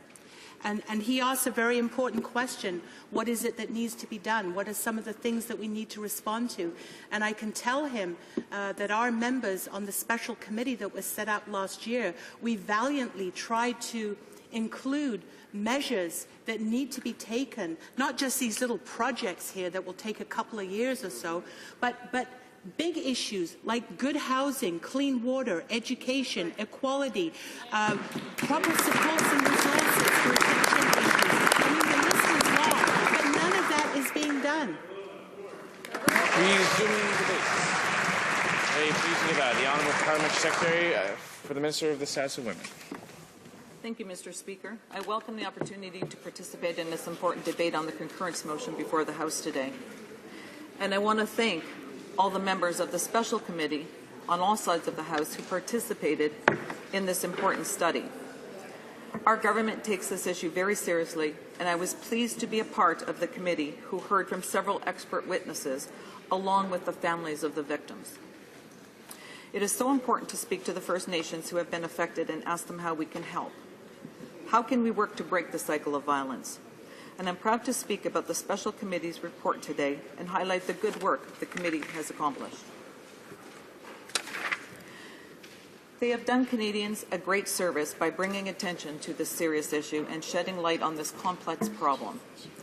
As you know, our government is deeply committed to ensuring justice for all Canadians and to cracking down on crime.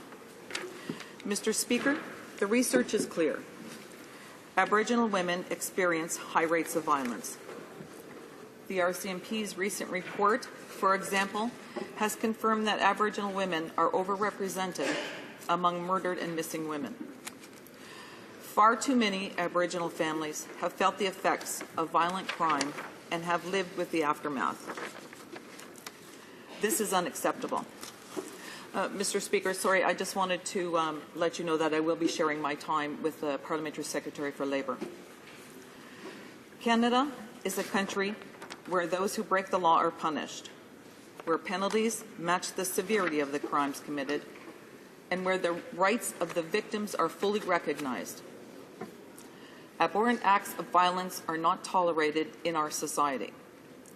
These violent crimes must be strongly denounced by the communities in which they occur and by all Canadians. Earlier this year, the Minister of Status for Women met with Aboriginal leaders and community groups to talk about violence against Aboriginal women and girls. She also met with some of the families of the women who have been murdered or gone missing. At those meetings, they discussed what the government should do to address this serious problem. The minister was told repeatedly that the time for talk is over. What we need now is action. It is time to stop these terrible acts in our communities and to rally around victims and their families. The Government of Canada has put in place a range of measures totaling nearly $200 million to address violence against Aboriginal women and girls. This includes supporting the DNA Missing Persons Index with $8.1 million over 5 years, as well as $1.3 million per year in ongoing funding. Continuing to support police investigations through the National Centre of Missing Persons and Unidentified Remains, and providing safe haven for victims by funding shelters and prevention activities on reserve with $158.7 million over 5 years. In addition to these ongoing initiatives, our government has taken steps to improve the status and protect the rights of Aboriginal women.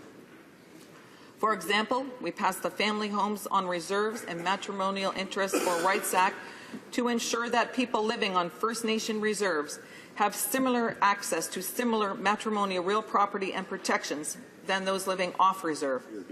And Mr. Speaker, both sides of the House voted against that.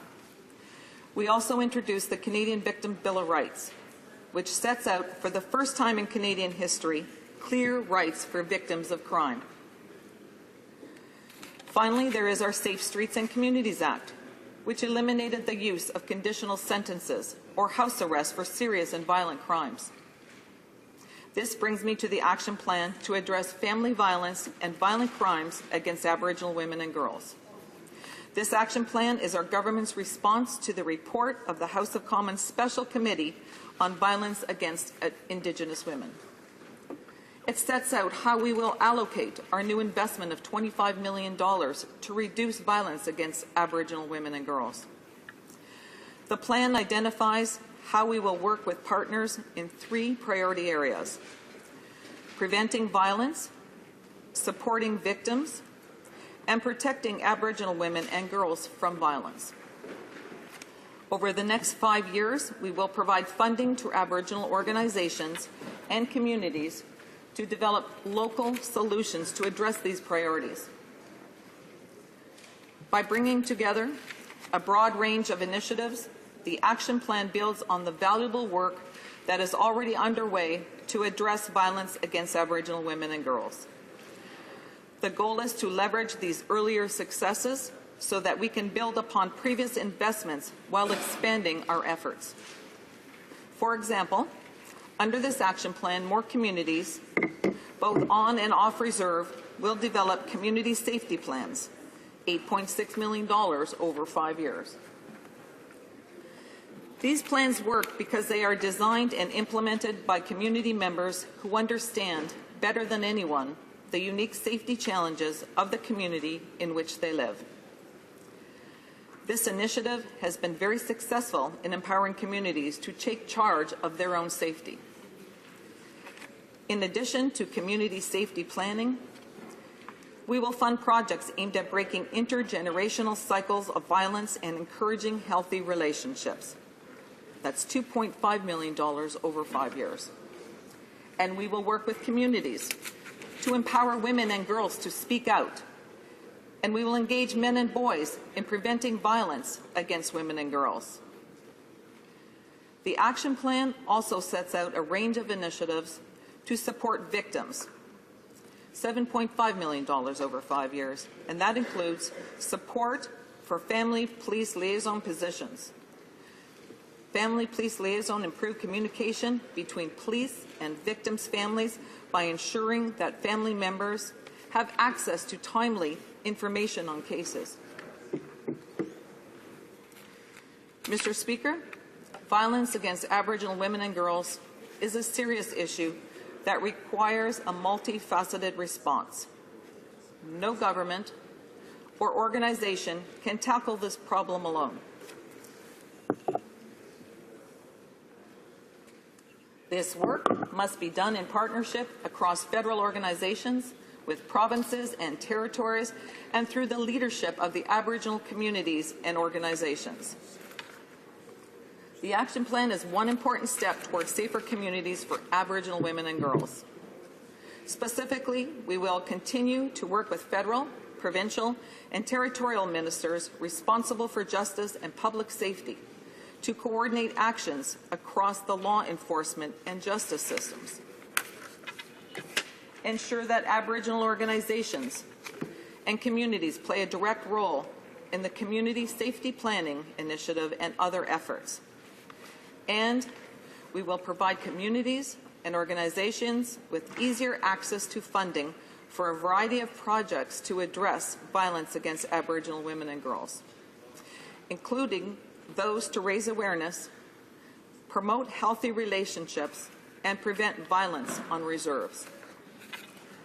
By working together, we must ensure that Aboriginal women and girls are no longer victimized, but are able to reach their full potential as mothers, as daughters, as sisters, and as Canadians. Thank you, Mr. Speaker.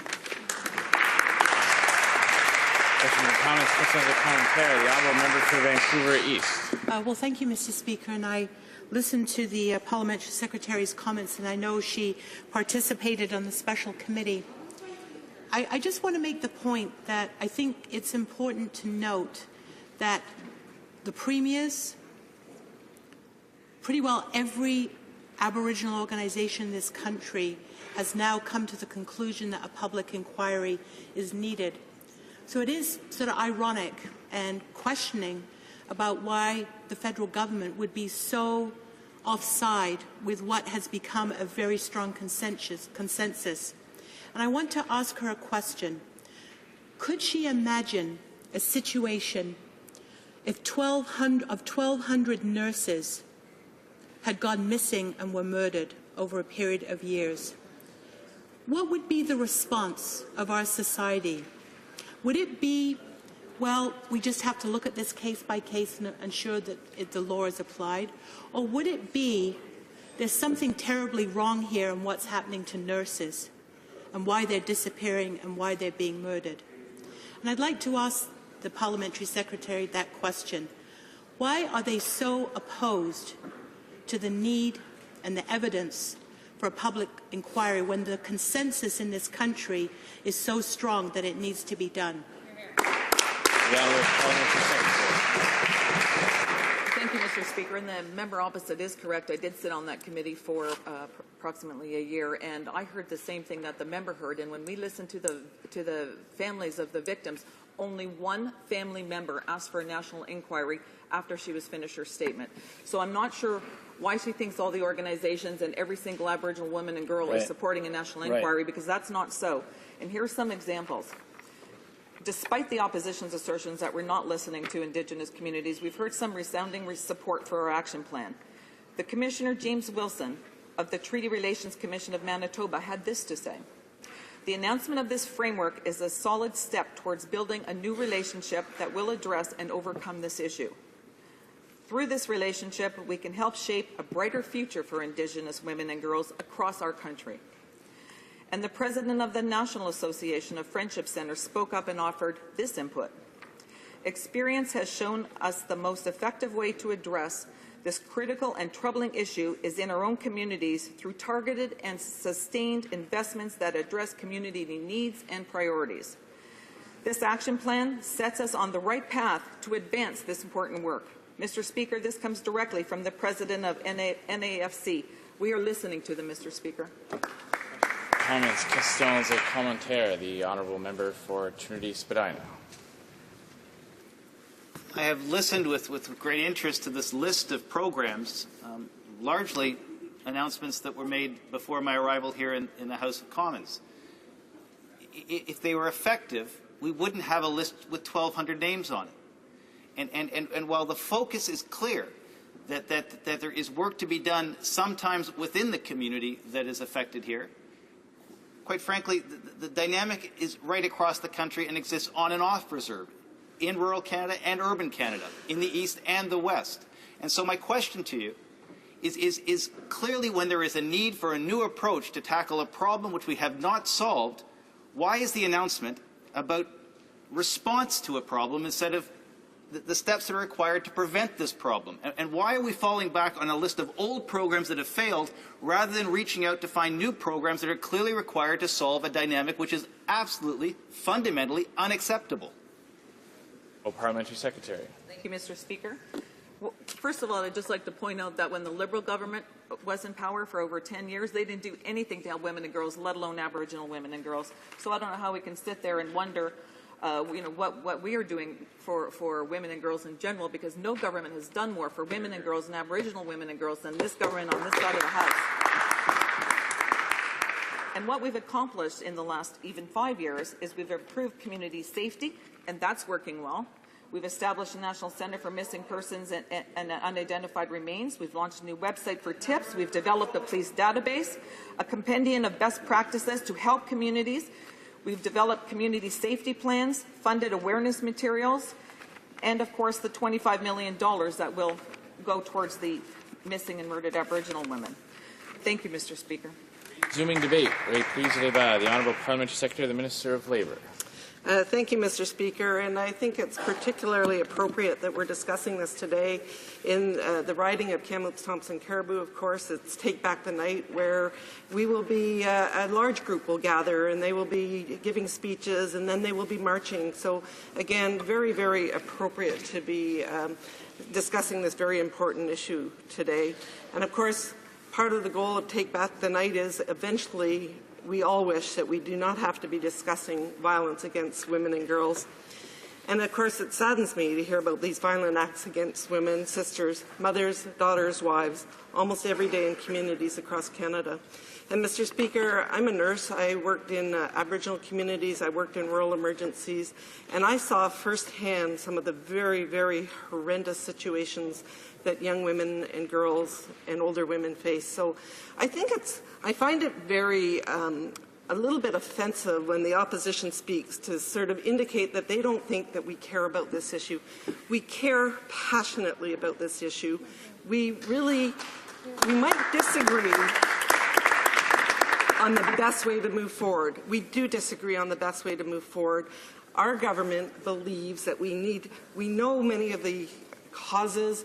We heard, I was on the committee of murdered and missing Aboriginal women. We heard about programs that were working. We heard about prevention programs.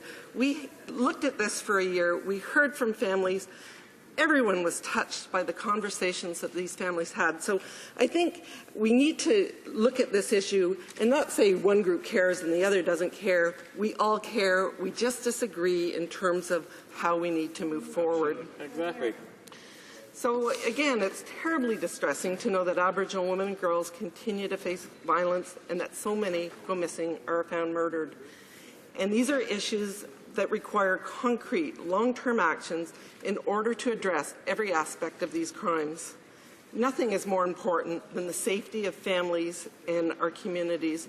And of course, we've made this a top priority over the many years, and we have heard about matrimonial real property rights on reserve, and I still can't believe that the opposition actually didn't support that move forward. So important. And we heard from the minister who talked so passionately about how some of the things that we've done she believes would have made a real difference. Matrimonial real property rights, the house arrest that she talked about. We heard the passion in her voice. So, again, the committee's report had a number of specific recommendations. For example, stronger laws so that violent repeat offenders serve appropriate sentences. Again, I'll look at Kamloops, and we had a violent repeat offender who took a woman from her place of business and brutalized her, and it was an awful thing when you heard the history of that perpetrator. You knew he was on the streets, and you knew that he was at high risk to reoffend. So bringing on those tougher sentences, and of course we're doing that both through government bills and private members' bills.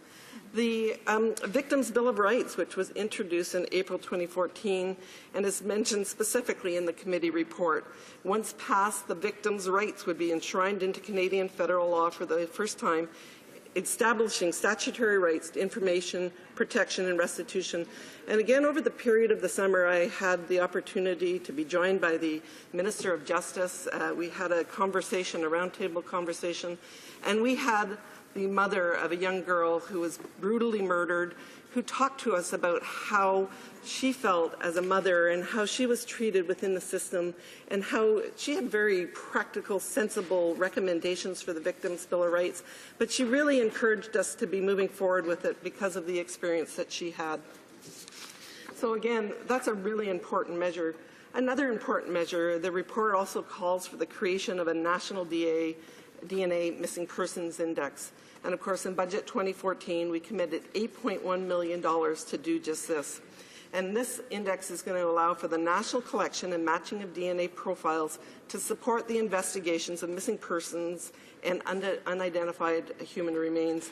And we intend on introducing legislation to allow for the creation of the index in the upcoming months. Again, one of the things that we heard from some of the families is the strong desire to have closure, to have resolution. And so this is a measure that is going to help provide these families with that closure.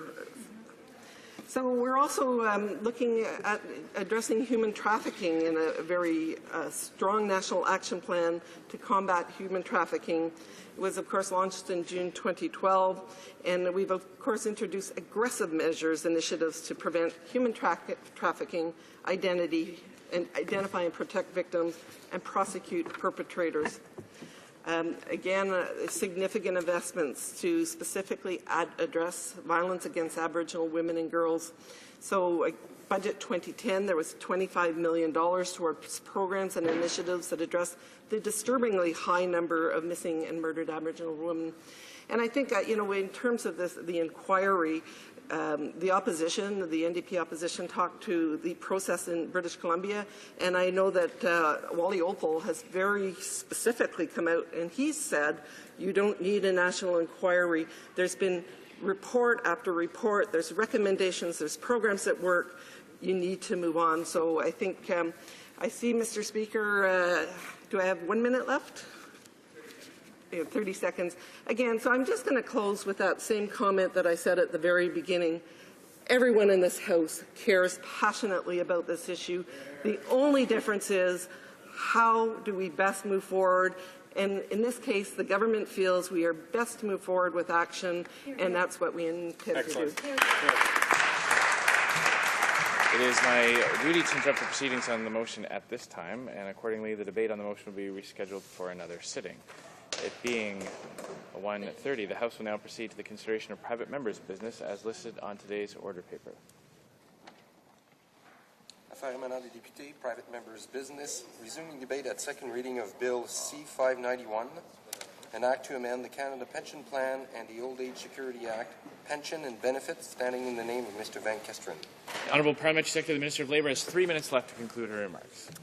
Thank you, Mr. Speaker, and I guess I'm going to be doing a little bit of a shift, but in many ways, actually, these two are linked in terms of how we as a government believe that people who commit violent offences, murder, it's very much linked in terms of the missing and murdered Aboriginal women's piece too.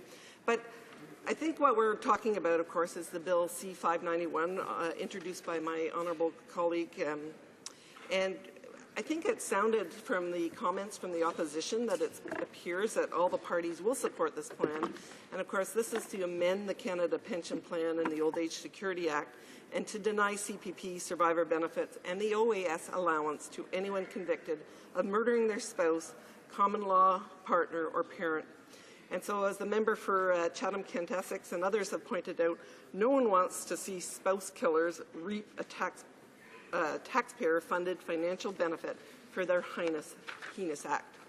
And it truly would be an insult to the taxpayer. And it's an insult to the families of the victims, and it would be an insult to the principles of justice. Certainly no person who pays taxes or personally contributes to an insurance plan wants to see murderers receive a benefit for killing someone. Currently, when somebody murders their spouse for whatever reason, they stand to gain those benefits. Now, Mr. Speaker, what we were speaking about here is thankfully a very rare situation. Deaths at the hands of family members is not that common, and the convicted murderers are not always eligible for these benefits anyway.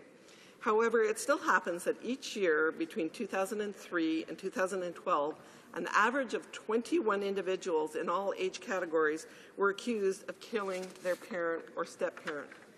Among them were approximately 5 to 6 persons accused who were between the ages of 18 and 25, and 3 of the accused were under the age of 18. And truly, Mr. Speaker, that's absolutely appalling. It's important to remember that many people accused of killing a spouse or parent are not found guilty of murder.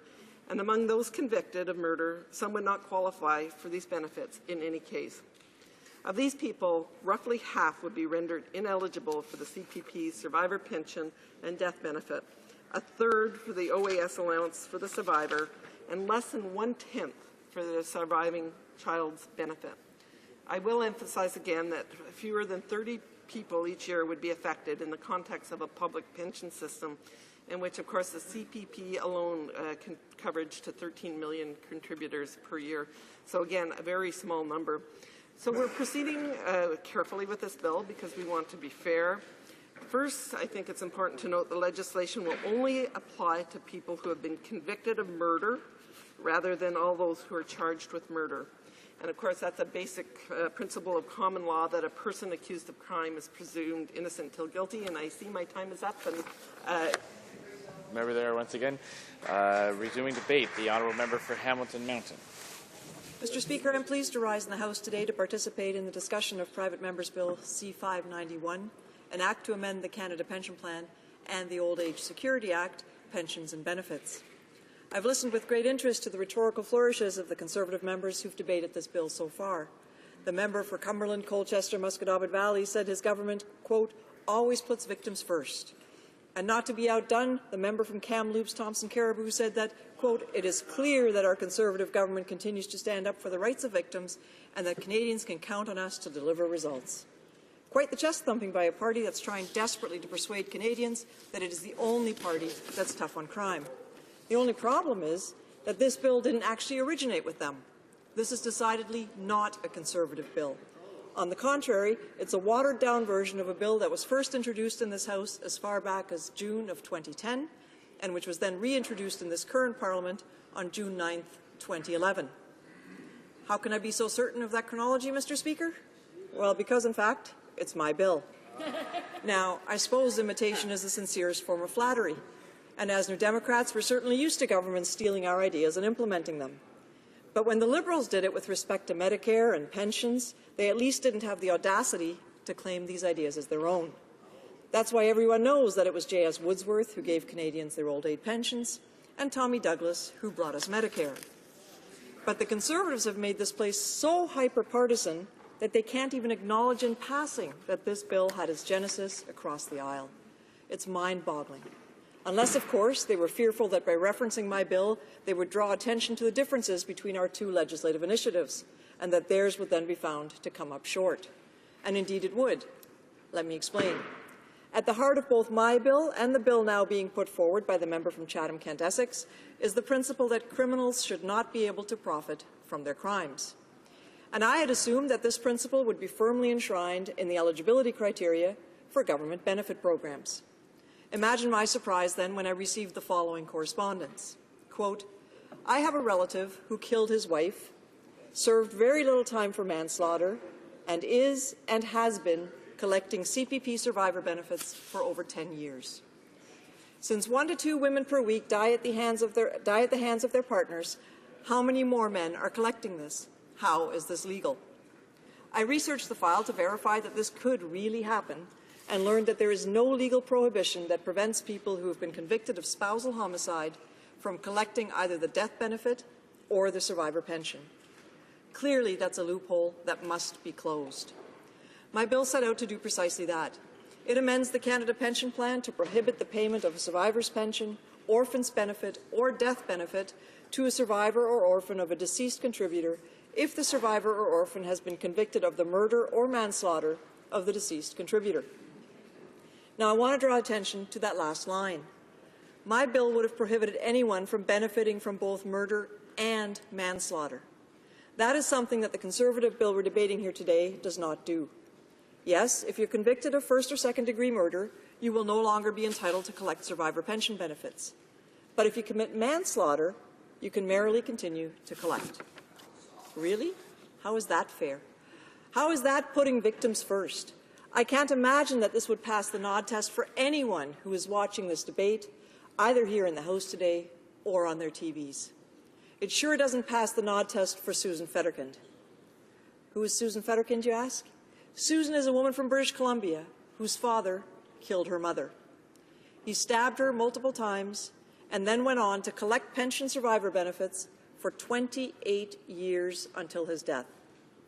I've been on numerous radio and TV shows with Susan, and she has just one message. The government is enabling killers to profit from murdering their spouse. You're not supposed to be able to profit from murdering someone. Ostensibly, the Conservative MPs want you to believe that they agree. So you would think that Susan would be happy with the legislation that is before this House today. But you'd be wrong. Here's what she had to say about the bill being brought forward by the member for Chatham-Kent Essex. His bill mentions first and second-degree murder, but it doesn't mention manslaughter. My father did a plea bargain, and he was convicted of manslaughter. And therein lies the rub. Whereas my bill covers first and second-degree murder as well as manslaughter, Bill C-591 does not include manslaughter as a reason for revoking pension entitlements. This creates a huge policy gap, especially when you consider that the largest proportion of family-related homicides are spousal murders, and that a great number of those result in a plea bargain to a reduced conviction of manslaughter. Do we really want to legislate a system wherein a person who is convicted of murder cannot collect pension benefits, but if he manages to have the charge plea bargain down to manslaughter, then it's just fine for him to collect? I would strongly argue that this is a loophole that must be closed. And I know that this is an area that my NDP colleagues and I are determined to redress when this bill gets to committee. Now, I know more than one person will have picked up on the fact that I said he can still collect after committing manslaughter. And I know that will generate some heated feedback from those who think I'm promoting sexist stereotypes. But let me be clear. I believe that all violence is unacceptable. But here's the reality. About half, 49%, of all female murder victims in Canada are killed by a former or current intimate partner. In contrast, only 7% of male murder victims were killed by intimate partners. That is why this issue is of critical importance to women's groups from across our country, and why I was proud to get support for my bill from the Women Abuse Working Group's Action Committee in my hometown of Hamilton. Of course, all of us in the women's movement and in the NDP caucus would prefer if, instead of just dealing with the consequences of violence against women, we turned our attention in a systemic way to preventing intimate partner violence in the first place. It's not like we don't know what needs to be done. There have been gazillions of studies with detailed recommendations about how to reduce the rates of violence against women and how to protect vulnerable women. But appallingly, we have a Conservative government that simply refuses to act. All of the evidence shows that violence against women and children increases during times of economic crisis, which should suggest a need for an urgent increase in services. But instead, we have a federal government that has been single-minded in its purposeful gutting of financial resources for the most meaningful community supports. Cuts to social services, housing, childcare, social assistance, shelters, and legal aid all contribute to diminishing the independence of women and making them more vulnerable to violence. It doesn't need to be that way, and it shouldn't be that way. But when a government is intent on being tough on crime instead of being smart on crime, we end up dealing only with the symptoms and never the cause. My NDP colleagues and I are committed to dealing with both.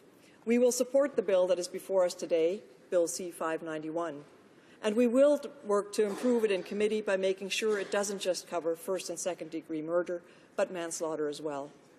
But we will also fight to eradicate the root causes of domestic violence and continue to push for the passage of our motion, M444, which calls on the federal government to establish a coordinated national action plan to address violence against women.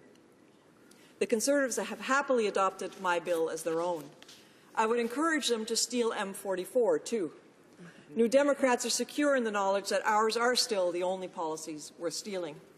And if the Conservatives need to be able to claim those ideas as their own in order for them to take action, then I say to my colleagues on the other side of the House, by all means, fill your boots. In fact, I have a number of other private members' bills in the order paper. Let's work together to get them passed, too. I can assure the members opposite that they're as meritorious as the one they stole here today. Thank you very much, Mr. Speaker. Resuming debate, the member from Charlottetown. Thank you, Mr. Speaker. I would like to first thank the member from Hamilton Mountain for that speech. After listening to it, the speech that I'm about to give is going to sound quite familiar, although I can assure her that I didn't have an advanced copy. Until she said that all good ideas emanate from her caucus, I agreed with almost everything she said. I thank you, Mr. Speaker, for the opportunity to speak on Bill C-591, an act to amend the Canada Pension Plan, the Old Age Security Act, proposed in its latest iteration by the member from Chatham, Kent, Essex. I understand that this is the member's first private member's bill, so I would like to take a moment to congratulate him on the introduction into the House of Commons of this bill back in June. And interestingly, my first motion in this House as a Member of Parliament for Charlottetown was also concerning old age security. My motion sought to reaffirm the government's support of old age security and asked for a commitment to keep the qualifying age at 65 instead of 67. Of course, we in the Liberal Party know that the motion to protect old age security did not receive the support of the Conservative government benches. As the Justice critic for the Liberal Party, I appreciate the fact that the member for Chatham, Kent, Essex has put forward a solution to an existing loophole in the CPP and OAS legislation, as opposed to haphazardly amending the criminal code, as so many of his colleagues want to do. Bill C-591 seeks to amend the Canada Pension Plan and the Old Age Security Act to ensure that someone who has been convicted of murdering their spouse or their parent will be ineligible for CPP Victims Benefit, CPP Orphan Benefit, and the OAS Annual Allowance for Survivors. As my colleague across the way explained in his initial speech in June, this bill is consistent with the legal principle of ex turpi causa, which means that one should not benefit from their own misconduct. Mr. Speaker, the member from Markham Unionville has said the Liberal Party will be supporting this bill. We believe this is, in essence, a sensible bill that seeks to close an existing loophole in the CPP and OAS Acts. While the Library of Parliament has confirmed that the intent of this bill is currently the existing departmental policy within government, it is not yet law, and we agree in principle that this bill is a positive step for the families of murder victims. However, we do have some concerns that we would like to see addressed at committee, and many of them you heard from the previous speaker. You also heard it earlier in debate from the NDP member from Nanaimo Cowichan. There seems to be a loophole in the very bill that's designed to close a loophole. The bill seeks to withhold respective benefits from those who are convicted of first or second degree murder of a spouse or a parent, although someone who was convicted of manslaughter will still be eligible. The member from Chatham-Kent, Essex, has indicated that in cases of manslaughter, the principle of extirpe causa does not always apply as clearly as it does in cases of first and second degree murder convictions. In his speech last June, he said, and I quote, "Courts have said that the principle of extirpe causa should not be applied automatically to manslaughter and other offences involving responsibility for a death without examining the specific circumstances of each case." While it's heartening to hear a defence of judicial discretion from the Conservative benches, this exclusion for manslaughter must be given considerable thought. It presents an issue that deserves more attention and discussion at committee stage.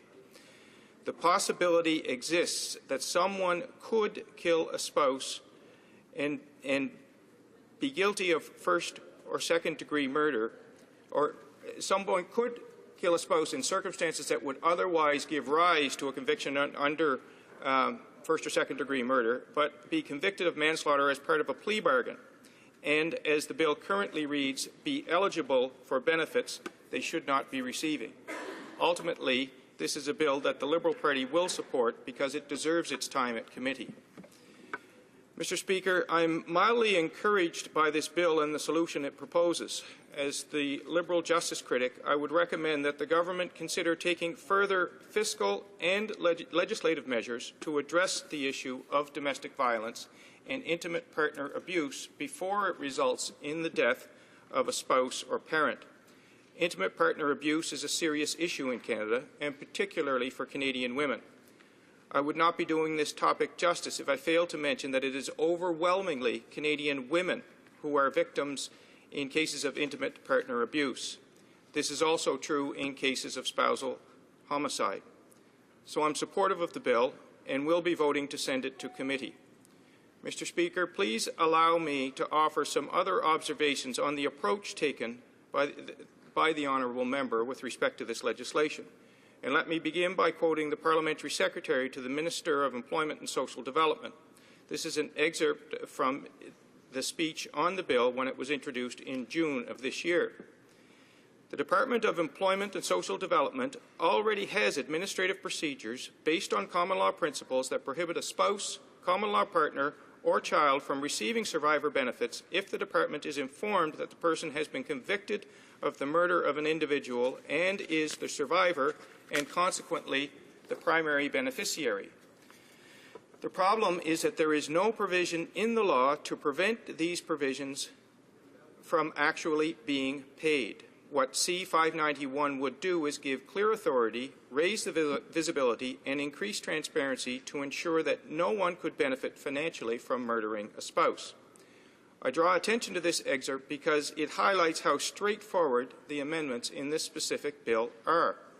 Since 2006, the Conservative government has routinely bundled hundreds of amendments into monstrous omnibus bills. They have used these omnibus bills to alter everything from employment insurance, environmental regulations, fisheries regulations, legislation related to justice and public safety portfolios, and yes, even the Old Age Security Act. So I think it's entirely fair and not at all irrelevant to this debate to ask the question, why is this bill presented as a private member's bill instead of being included in an omnibus bill? Now, by asking this question, I run the risk of confusing my Conservative colleagues, as difficult as that may be. Let me be clear. I am in no way supportive of this Conservative government's reliance on a poisonous combination of simultaneously introducing omnibus bills and time allocation motions to push through bad legislation that has not been properly vetted by parliamentarians. So while the Liberal Party is glad to have Bill C-591 headed to committee for further review, I'm genuinely interested as to why, or maybe how is a better question, these amendments escaped the pull of an omnibus bill. I believe this fairly straightforward bill is a perfect example of the value in not relying on omnibus legislation. This bill is straightforward, yes, but it can always be better. The issue around manslaughter convictions as a result of plea bargains that I raised earlier in this speech, as did the member from Hamilton Mountain, is just one piece of this bill that should be further clarified. By presenting this as a private member's bill, it has the time that hundreds of pieces of omnibus legislation never get at committee before they are passed into law. In the Liberal Party, we believe that giving parliamentarians from all parties the chance to discuss potential issues before bills become law is a sound method of developing balanced, effective public policy the first time around. For this reason, I'm glad that this bill, straightforward as it may be, was given the time for debate in the House of Commons, and I will vote in support of sending it to committee for further study. Thank you, Mr. Speaker. Resuming debate, the Honourable Parliamentary Secretary, the Minister of Citizenship and Immigration. Thank you, Mr. Speaker, and I welcome this opportunity to say a few words about Bill C-591, an act to amend the Canada Pension Plan and Old Age Security Act. First, I would like to thank my colleague and hard-working member for Chatham-Kent Essex for bringing forward this important piece of legislation. I think this is a perfect example of what a private member's bill, Mr. Speaker, can do, focusing on closing some loopholes within existing legislation. To begin with, this bill delivers on commitments the government made in the 2013 throne speech, namely to support victims of crime and to strengthen Canada's justice system. The bill enshrines administrative procedures in the legislation of the Canada Pension Plan or the Old Age Security Act based on the well-established common law principle that an individual should not benefit from his or her crime. These procedures make spouses, common law partners, or adult children ineligible to receive Canada Pension Plan, survivor benefits, or old age security allowance for the survivor when they have been convicted of first or second degree murder of the very person whose death enables eligibility of those benefits. By legislating the principle that an individual shall not benefit from his or her crimes by becoming eligible for CPP or OAS benefits as a result of committing murder, Parliament will be sending a strong signal of support for the victims of crime. The CPP benefits we are talking about are the monthly survivor's pension paid to the spouse or common law partner of the deceased contributor. The monthly children's benefit for dependent children up to the age of 18 or to age 25 if they are full-time students, and a lump sum death benefit usually paid to the contributor's estate. For a spouse of or a common law partner or a child to be eligible for Canada Pension Plan survivor benefit, the deceased contributor, Mr. Speaker, must have made sufficient contributions to the Canada Pension Plan in order to generate such a benefit. This bill also applies to old age security programs allowance for the survivor provided to low-income survivors aged 60 to 64. Here is how this bill would work. If the survivor of the deceased individual would normally be eligible to receive these benefits, the survivor benefits could initially be paid to an individual charged with murdering a spouse, common law partner, or parent. This eligibility would be immediately revoked when Employment and Social Development Canada is informed that the claimant survivor has been convicted of murdering the person in whose name the benefit is being paid, Mr. Speaker. At this point, the claimant would be determined to have never been eligible for the benefit. An overpayment would then be established for all Canada Pension Plan or old age security benefits the individual received as a result of the death, and steps would also immediately be taken to recover any overpayment in those circumstances. In cases where a person is convicted of murder but is subsequently found to be not guilty, for example, as a result of an appeal, then that person would be entitled to the full benefit once the Department of Employment and Social Development is notified. This would include payments retroactive to the first day of eligibility resulting from the death of the spouse, common law partner, or parent. With respect to the Canada Pension Plan, in cases where a person under the age of 18 is convicted of murdering a parent, the surviving child benefit can be paid until the child reaches the age of 18. That is because when the child is under 18, the children's benefit is not paid to the child, but to the parent or guardian to help with the costs of caring for that child. I agree with the member that we don't want to create a scenario where the surviving parent of the child convicted of murdering the other parent is forced to repay the children's benefits they received. This will be punishing the victim, who has committed absolutely no crime, Mr. Speaker. The Canada Pension Plan will be amended to ensure that under no circumstances could individuals known by the Minister to have been convicted of murdering their spouse, common law partner or parent be eligible for a Canada Pension Plan death benefit resulting from that death. This does not affect the estate of a person who has been murdered. The Canada Pension Plan benefit can still be paid to the estate of the deceased.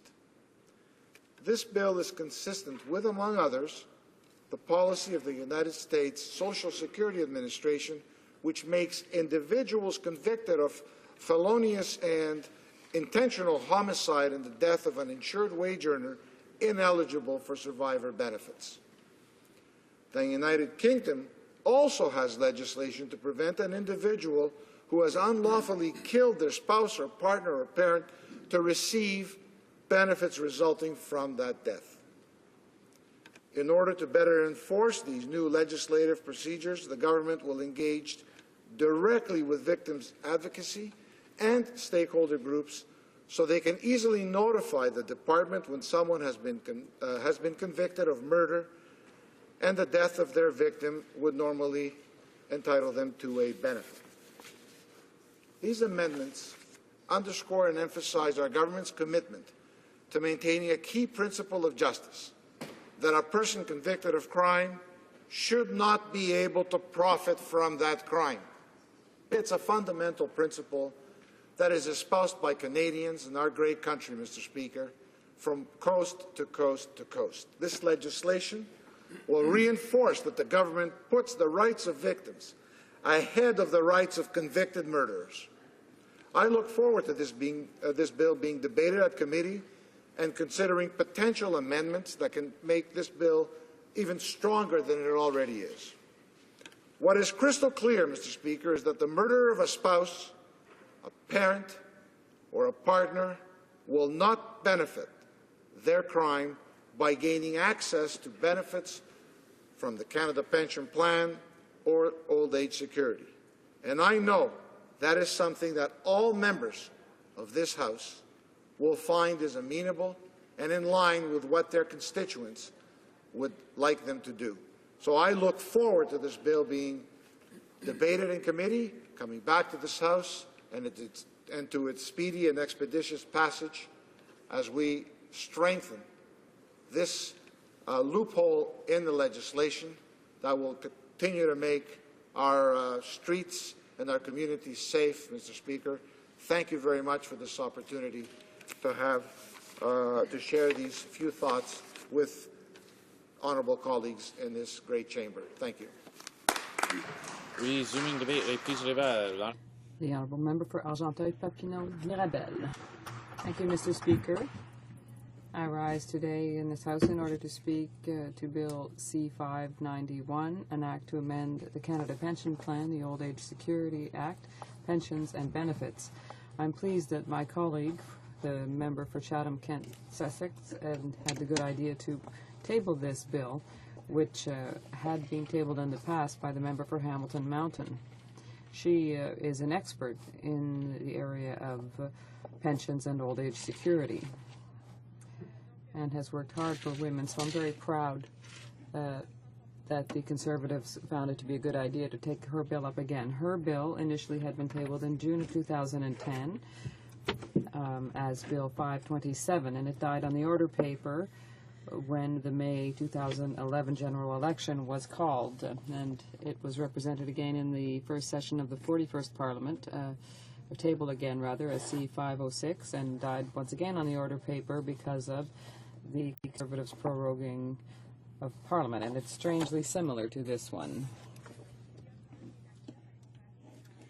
Now, despite the fact that there are some shortcomings in this bill, we do hope that it will go to committee, and so that colleagues will have an opportunity to work on it, to look at how we can incorporate some additional aspects into it.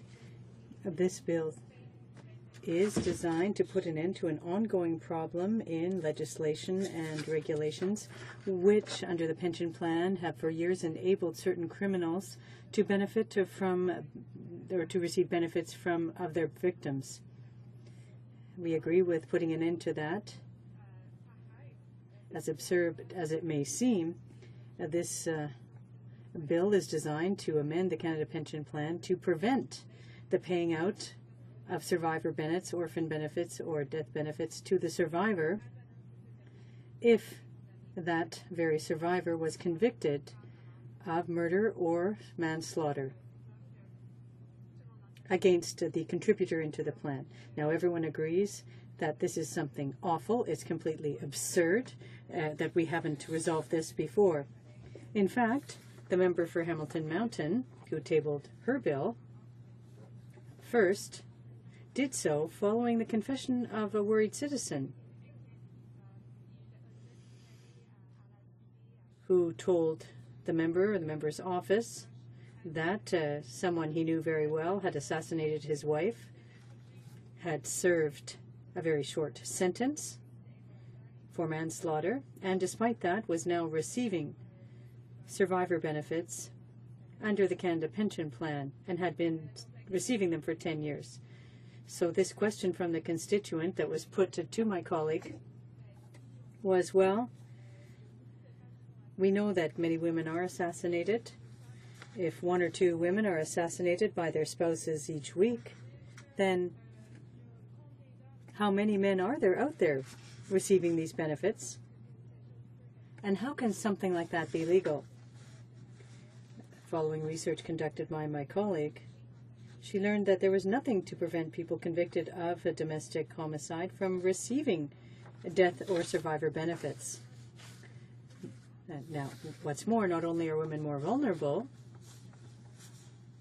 in retirement, because often they've earned less throughout their lives.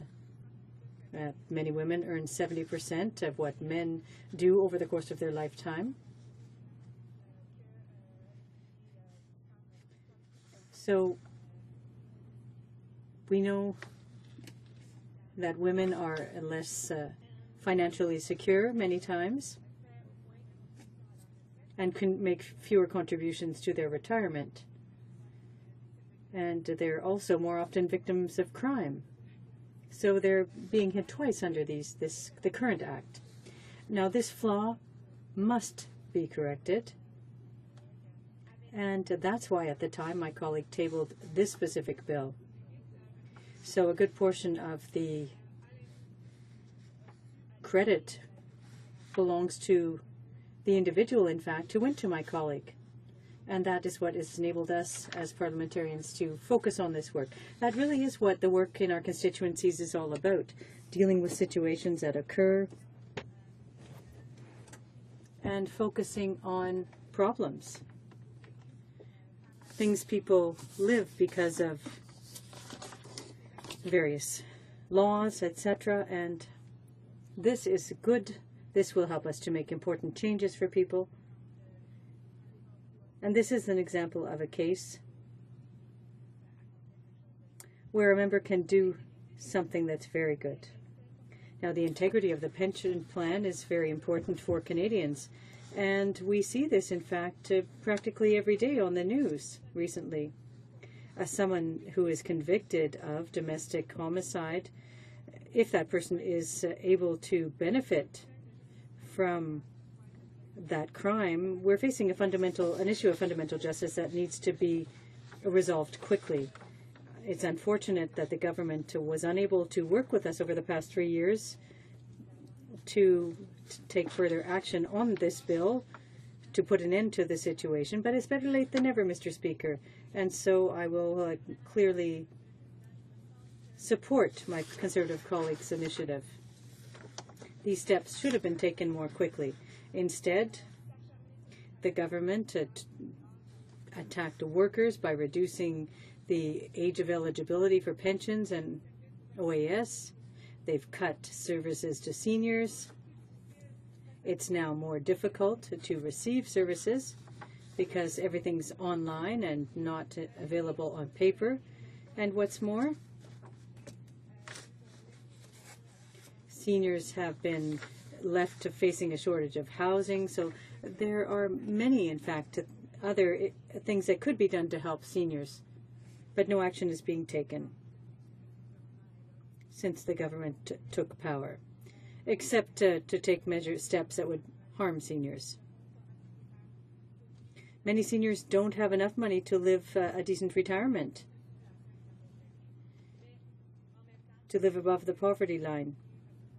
But at the same time, murderers are able to receive benefits from having murdered their spouse. This is something that all members in this House should consider horrific. Mr. Speaker, I'd also like to take this time to say that it's important for us to take all legislative steps possible and other measures to reduce violence, violence against women, domestic violence, spousal violence, because these are issues that need to be emphasized. Steps need to be taken. Positive steps. And that includes pay equity, for example, so that women have access to the workforce, etc. Now, it's unfortunate to see that the government had the opportunity to take action on this bill in the past, but didn't do so. It took them so long to do so. This bill could have been conducted in more consultation with the House. Now, as was mentioned earlier, this is a principle of common justice. Criminals should not benefit from the proceeds of their crimes. The pension system and the OAS system are of crucial importance for retirement in Canada. We must protect those systems, and each opportunity we have to improve them and to have a better service to Canadian citizens who need them, well, as legislators, it is our duty to take those steps. Thank you very much, Mr. Speaker. Resuming debate, please débat. Being no other members rising, I will go back to the honourable member for Chatham-Kent Essex for his 5-minute right of reply. Well, thank you, Mr. Speaker, and I don't know if I will take 5 minutes to reply.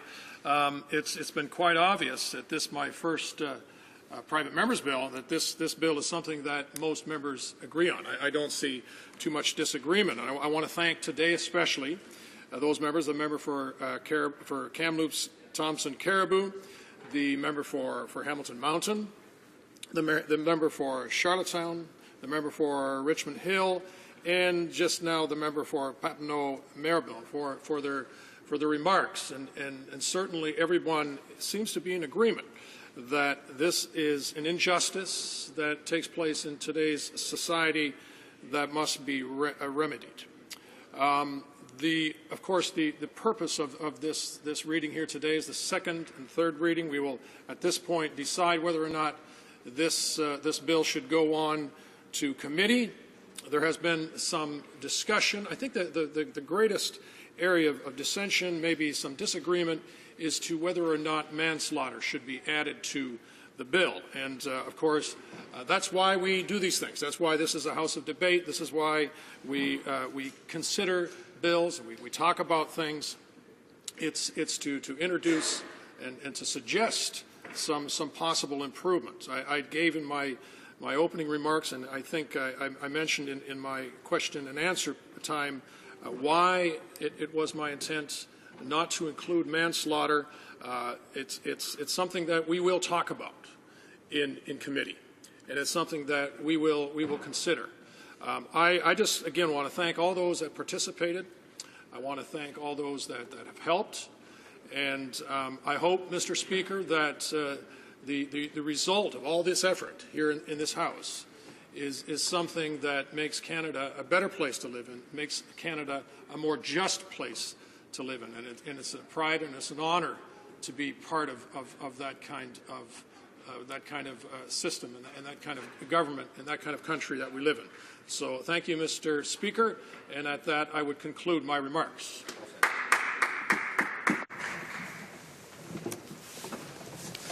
The question is as follows. Mr. Van Kesteren, seconded by Mr. McKenzie, moved that Bill C-591, an act to amend the Canada Pension Plan and the Old Age Security Act, Pension and Benefits, be now read a second time and referred to the Standing Committee on Human Resources, Skills and Social Development and the Status of Persons with Disabilities. Is it the pleasure of the House to adopt the motion? Yes. Yes. Agreed? Agreed. I declare the motion carried. The bill stands referred to the Standing Committee on Human Resources, Skills and Social Development and the Status of Persons with Disabilities. It being 2:11, this House stands adjourned until next Monday at 11 a.m. pursuant to Standing Order 24-1.